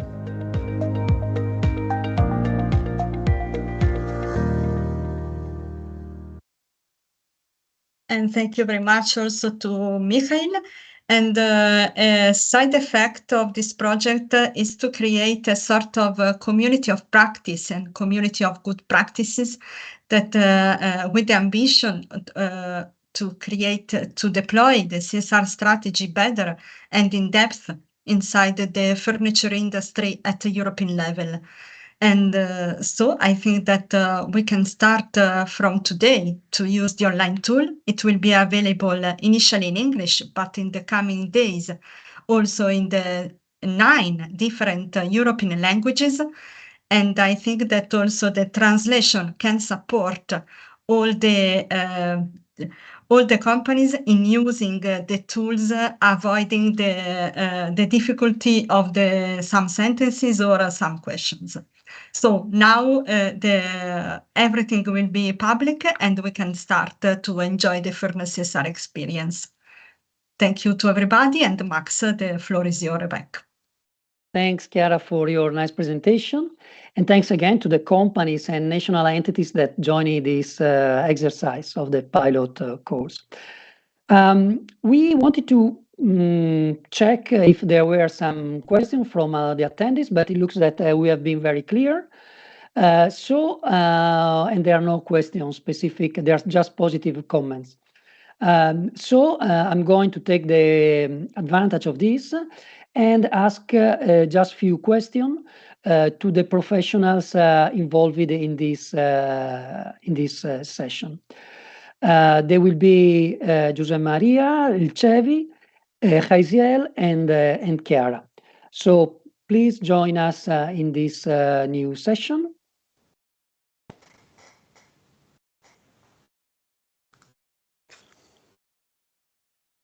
Okay, welcome back to the floor. So the first question I have is for Jose Maria and Cevi, and I would like to ask them, they have quite a lot of experience in supporting companies in developing and implementing their CSR strategy. So my question is, which is the biggest obstacle you have faced when supporting companies in this implementation process? Well, my answer is not having an in-depth knowledge of the overall corporate strategy. If this is not the case, if you don't know an in-depth strategy, there is a risk of developing a collateral sense of social responsibility. That is a model of social responsibility closer to philanthropy than to corporate strategy and competitiveness. In other words, the social responsibility strategy must be at the service of the corporate strategy, and logically, the corporate strategy must be imbued with social responsibility values. So every action that we as a consultants can propose must respond to an intention, to an objective. What is needed is to find the most efficient actions to achieve the expected result. And what is more difficult is that CSR goes simultaneously to all stakeholders. So we cannot do something that is good for one and not for other, or even more complicated. It's necessary to focus on creating shared value. That is to say that ideally the same action must create value simultaneously for different interest groups. An example quickly, volunteering, for instance. Someone might think that with corporate volunteering, a company is merely doing good for society. Far from this, the ideal and most sustainable volunteering is that which will be good for the target collectives, for the volunteer organization that organize them, for the working people, for the team of our company, who will be able to develop social skills, and finally, for the company itself. So not finally, the volunteering program has not correctly identified the professional and personal competencies that you want to develop: social skills, communication skills, leadership skills, empathy. This creation of shared value requires transversality. Okay. Thanks a lot for these nice insights. Now I would like to ask to Jaisiel, according to your perception, which is the biggest benefit for a company of using this online tool? Because you have shown us clearly that companies can start to make a first evaluation of their level of progress. But I think that it's important also to follow this exercise during the following months or years. So which is the benefit of doing this on a longer term? Yes, Max, many thanks for the question. Very interesting. As I said before, since CSR is not a punctual matter, but a process of continuous improvement, I think it's especially relevant for the company to have the opportunity to take several pictures of its state as the company makes progress in the implementation of its CSR strategy. And I think in this regard, maybe particularly interesting as well to put a focus on new best practices and practical examples to feed their action plans while the company moves through each of the CSR maturity levels. And definitely using a sectorial tool like this, and therefore getting familiar with a content regarding CSR, but closer to the Funitu companies and reality, this, I think, eventually will make handier for the company the understanding and the use of mainstream concept on shared value creation, and also it will make easier the eventual application of mainstream and cross-sectorial specifications and tools like B Corporation, for example, as mentioned earlier by Jean Martin. Okay, thanks, Jaisiel. Indeed, we have to say that this is the first version of this tool. possibly in the future, if we will get additional funds, we can make an update of all the information, case studies that will be there. That will be, I think, very useful for the sector companies. And then a question for Chiara, who was in direct contact with the Italian companies that joined the pilot phase.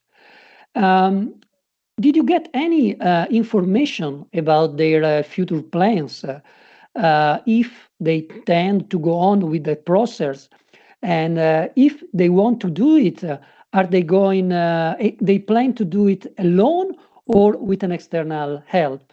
It is a nice question, Max, and I think that the first benefit, at least for the Italian companies, is the increasing of the awareness regarding CSR, because now, according to our experience in Federlegno, the sustainability is always environmental sustainability. And in this field, the Italian companies are quite improving day by day, year by year, their effectiveness toward the market. Regarding the societal, the economic, the organizational dimension, there are a lot of work to do now. And I think that all the companies are increasing in this awareness, also thanks to the opening debates regarding the welfare, regarding the new way of work with the collaborators, regarding the necessity to involve the local communities inside the strategy and the public strategies of the company. But I wanted to underline also 2 points, touch the first one by Joachim during his introduction. The communication for the companies is crucial, and it is still a weakness for the Italian system, the ability to communicate the values and also the strategy outside the products and outside the product manufacturing. And I think that in relation to the communication, they will consider the necessity to have an external help. And the same, according to some points highlighted by Jeroen in his presentation, also regarding the welfare and the cooperation with the collaborators, it is useful and it will be important to have an external help from a specific consultancy company. Thanks, Chiara. Thanks. So thanks to all of you, indeed. And now this section, let's say, pass the hand to another, I think, interesting session. We will center now on the key challenges ahead for the corporate social responsibility in our sector. And here we will have the perspective of 2 different kind of stakeholders, let's say. On one side, we have the workers' representatives with Kenneth Johansson from the sectorial Swedish trade union, and later the perspective again of Jose Maria Incevi that have worked with several companies on CSR implementation. So on one side, the trade unions, and on the other side, the company's perception. And we will integrate this intervention with an interactive virtual debate and voting with Mentimeter. So I invite you to be ready with your mobile phone or to the web page on Mentimeter. On that, you can, with the phone, you can scan on the QR code that you will see. And if you go to the Mentimeter web page, you will have to insert the number that you will see on the screen. Okay, so now I'm happy to give the floor to Kenneth, who is going to shortly give us a few inputs about the perspective about the CSR from the trade unions. So please, Kenneth, the floor is yours. Thank you, Max. And I will start to make a smaller introduction, and then I will take a little bit explanation regarding the questions that you already see on the screen. But buenos dias, all of you, and my name, as Max said, is Kenneth Johansson, and I work for the Swedish Blue Collar Union in GS, and we organize forest, wood, and graphical workers here in Sweden. And today I am replacing Rolf Gehring from the EFBWW, the European Federation of Building and Woodworkers. Rolf had other duties, but he sent his regards and thanks for the cooperation during the project. I have read the Handbook for Corporate Social Responsibility for Strengthening the Future Industry, and I will give some reflections. Firstly, I think it's good that the descriptions take into account many sides: economic and organizational impact, societal impact, and environmental impact. It is also positive that it is divided in chapters so the company can start with one chapter and then work their way through, that we have heard before. And here I suggest having the employees on board from the start. Therefore, they can give their competence and input to the company and to be ambassadors for the company in the process and in the future. It is also good with the practical examples from different countries and companies under the different chapters. Secondly, input is that I like the introduction regarding the cost on page 26, and I interpreted that as a fundamental text. I will read it. Within a social responsibility framework, furniture companies must adhere to strict compliance with the legal minimums, which entail costs that must necessarily be assumed and guaranteed. Failure to adhere to these obligations will automatically socially disables companies in the sector as agents of value for their environment. In this, I also count the cost for example, a collective agreement. My thirdly reflection is that I believe that CSR can be a tool to document, report, and show the public the company's commitment. I also believe that it can be a tool to reach a stable and formalized strong cooperations between the social partners, the company, and the unions. However, not to risk that people think it is whitewashing, I will underline some important fundament to reach that cooperation. The company shall rely on a negotiated collective agreement between company, employer organizations, and representative unions on national or local level that formalize the terms and conditions. In social questions regarding, for example, education, attractiveness, I strongly believe that the workers' representatives is a competence to use in form of formalized informations and consultations between the social partners, the company and the unions. In that way, the company take all the competences into account.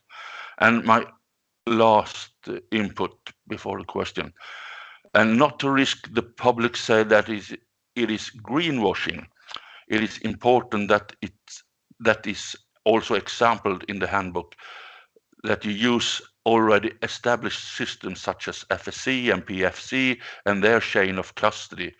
Add to that, I mean that a company CSR shall stand on the OECD regulations and ILO core convention. I also mean that to show real commitment, that the company use external independent controllers to evaluate their CSR. So to conclude me, a good CSR company follow collective agreements, the law, and establish certification system and use external evaluator. And thanks for the opportunity to address this conference, but I will continue if you want me to say something regarding the questions, Max.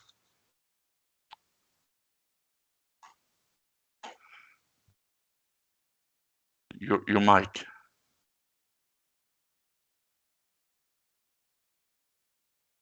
Oh, sorry.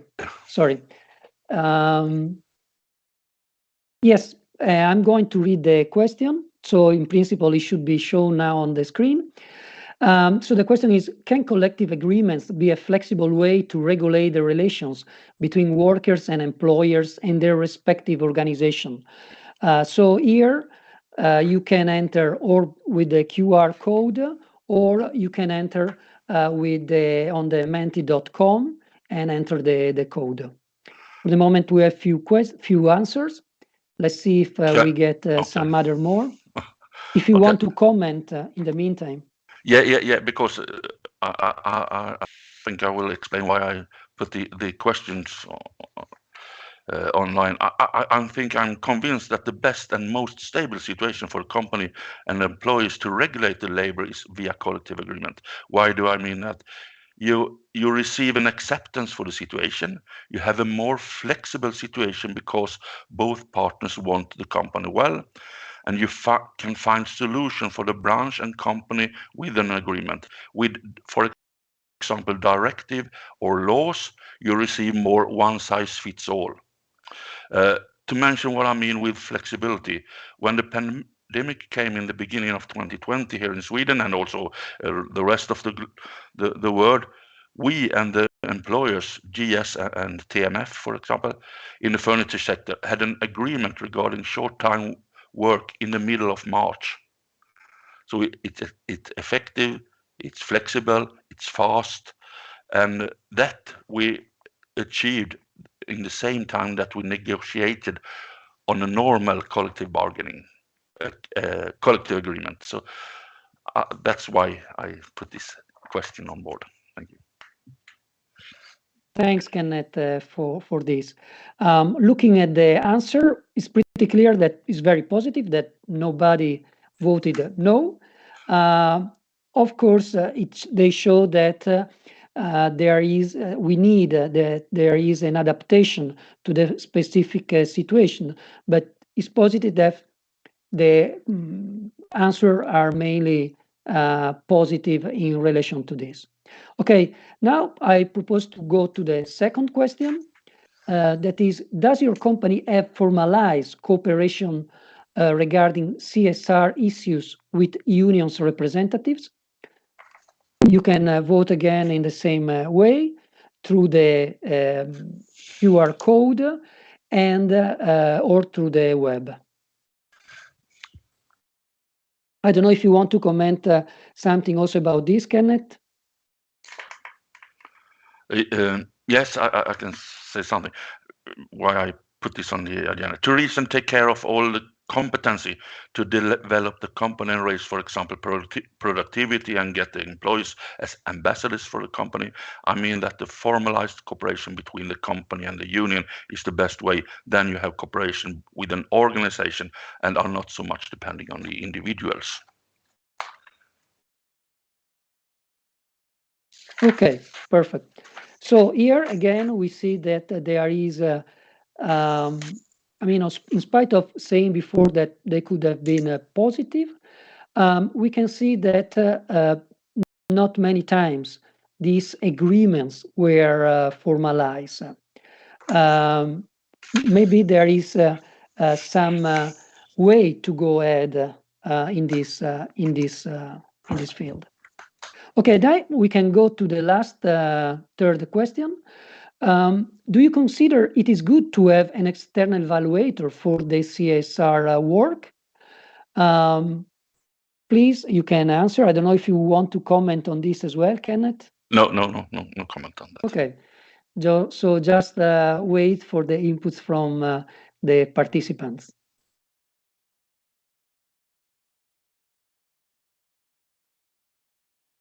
For the moment, it looks that the majority agrees on the yes answer. So it's important that external and objective evaluator evaluate the work of the company in the CSR field and strategy implementation. Okay, so I think that the result is pretty clear in this case. So, Kenneth, thanks a lot for this, for the contributions not only to this session but also along the project to EFBWW Confederation, and hope to see you in future projects. Thanks again. Bye, Kenneth. Now as I said before, I'm going to to share again this Mentimeter exercise with Jose Maria and Chevy. We have other presentation, other question ready, and we are going to see with them which will be this question. So I'm going to share the screen again with the Mentimeter here. Okay. So suppose that you want to start directly with the questions, or I don't know if you want to do a short introduction. No, actually, directly, as we have talked before, simply we would like to know the opinion about one of the key issues of the CSR, which is related to the stakeholders. So the question might be, which three stakeholders should be taken into account by sectoral companies in the first place? So choose three. Which three stakeholders should be taken into account in the first place in our sector? Okay, here you have to re-enter a new code because it's a different Mentimeter. As you can see, the code has changed, but you can scan, of course, the QR code. The results are shown. They are interesting results that it's pretty clear that the employees are taking quite an important role, but let's wait a little bit more to see also more results about this. Yeah, it looks that employees are considered the most important stakeholders to be involved with, because probably then they will be more motivated, and we have they will practically implement those practices. But also the beneficiaries are considered more important. Okay. Then we will share with all of you the results if you want to use them in some way. But as input is very interesting. I don't know if you want to comment on actually, these results. Yes, I thought the winner might be employees. Actually, is an internal stakeholder, so it's very usual to get this stakeholder as the first one, but also clients. But it's nice to see that local community, planet, and suppliers have also an important number of mentions in the third place. So. It is interesting. Not always in all sectors suppliers are in an important or relevant place. So nice to see. Good. Probably the message here is that all those stakeholders are worth to be involved in the process. I think that and in first place the employees, but that is a clear message. So we can go to the second question. That is, do you consider that sector companies are adequately integrating in their CSR the main concern of society, such as environment, health, materials, and so on? Here, you can choose in a scale between 0 and 10. And now we will see the different results, how it's going. If you want to comment in the meantime. Oh, actually, well, we can wait a little bit for more results. Yes. 5, not reaching 5. Actually, we've got a lot of work to do in our sector, but actually regarding planet and some issues, but mainly in the ecological dimension, we have find out many nice cases, and integrate it, embed it into the company strategy. So it is not a zero sector regarding CSR. So yes, not reaching 5, but almost doing it. Yeah. So it means that there are still work to do, but it's positive because we are here for that reason. I mean, that we want to support this process and increase also the commitment of the companies, of our companies, with the societal concerns. Exactly. Okay, so we can go on with the third question. That is, which risk related to CSR may the sector face in the coming years? This is open, so you can include till 3 possible answers. So let's wait a little bit that they start to write down the main risk they see in this. In this case, we were thinking about that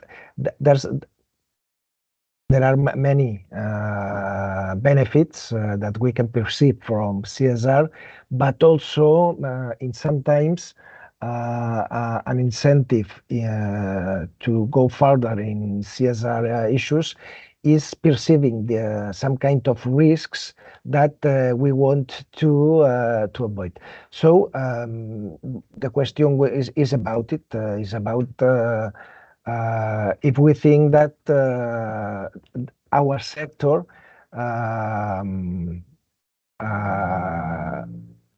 have got some kind of risks, and if they are perceived from the company's point of view.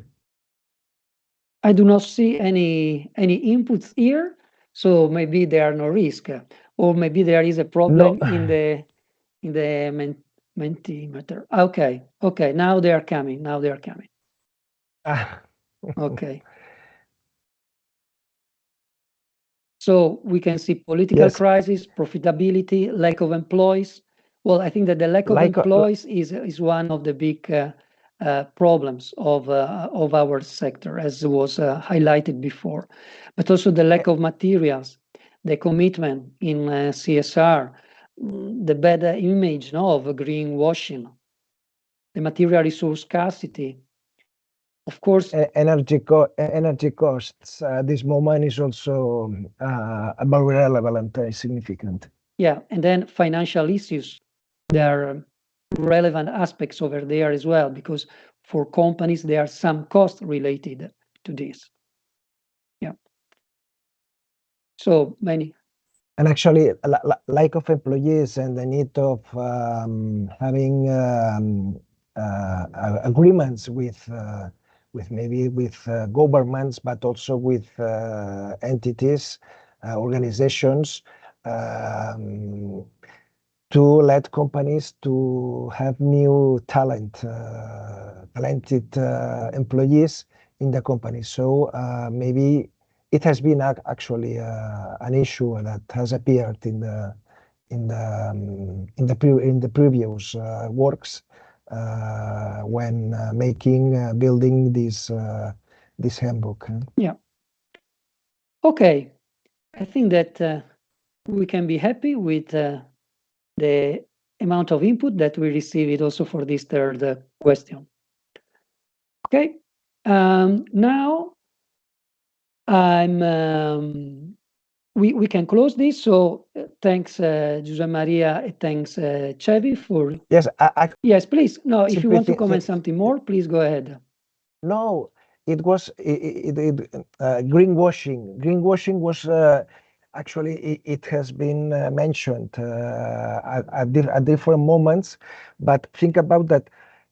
We have to be and to reach confident stakeholders so that they don't perceive all our actions like greenwashing, social washing, doesn't matter.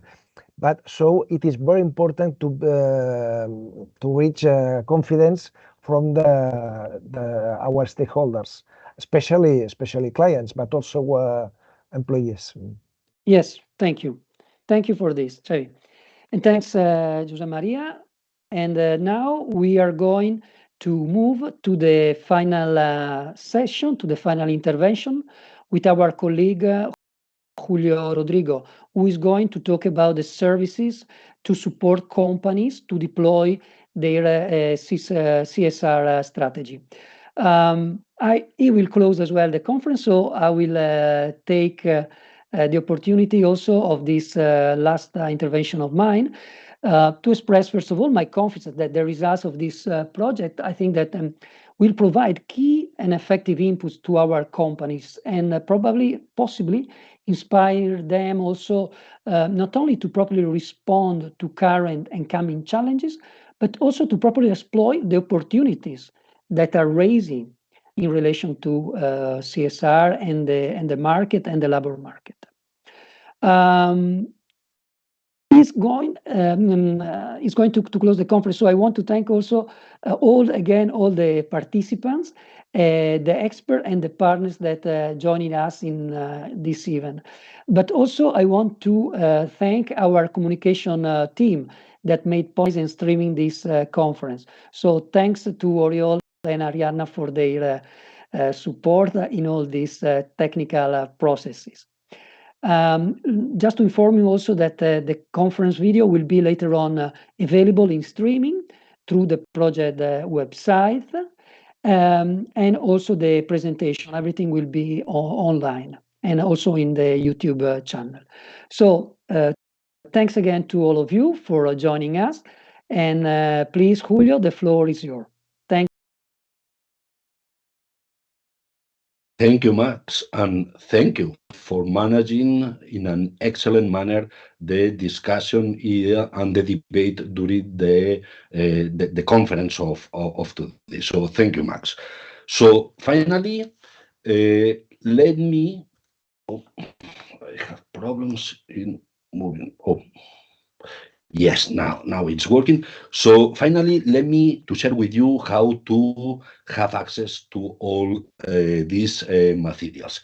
As you can see, the English version of the handbook is now available in the project website in furncsr.eu.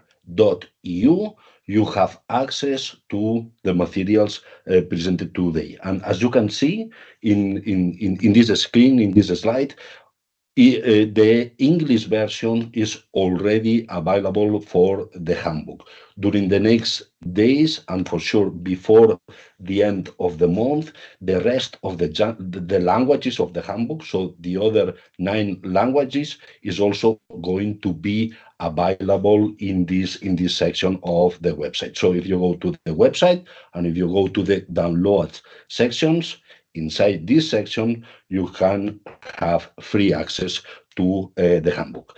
In the case of the Full CSR online tool, so in this same section, you also have access to the online tool. You can go through this link to the tool, and also you can access the tool through the main menu with this section, online tool. And in that case, we all the languages of the tools, so the 10 languages of the tools are already implemented and they are available. So you have a functional version, or a fully functional version of the tool already available in the 10 languages. Of course, it's not needed to say, but both materials are totally public and free for use, at least for the next five years. So enjoy them, okay? And before closing this conference, we internally are thinking about how to continue in this line, how to continue working in this line, and we are also thinking in what type of services we could offer to companies. And for now, in the case of the companies associated to the ambit cluster, we are going to offer them a training program in shared value promoted by Axio, already announced by our colleague Joan Martí from the Agency for Business Competitiveness of the Catalan government. And the idea is to start this training program during the second or the third quarter of this year. Okay, so we will invite our companies in joining this training program for the associates of our cluster. And obviously, based on their response, we want to see what is their opinion about this issue and the training program. We are going to decide whether to continue offering training opportunities to our companies or to support them in deploying CSR strategies, or to help them to prepare them for the certification. And we are going to analyze all these possibilities individually, obviously in ambit, but also thinking in designing joint activities with our partner Federleño. But obviously we are also open to study other opportunities with other clusters and associations interested, or other entities interested in this field. So this is what we are thinking now. So we want to start working in training our companies, and once we know the opinion about this field, to design new services, new activities addressed in the best way to our companies. But of course, we in any case, we are open to hear and to receive your feedback. So any new idea or any opportunity to explore potential collaborations in this field are more than welcome. So all the partners of Furn CSR project, we are fully open to new ideas, to explore new opportunities. And yes, just to finalize, this has been all that we wanted to explain to you today. Thank you very much again for your attendance and your participation during this conference. We hope you found it useful, and just thank you and goodbye. See you soon.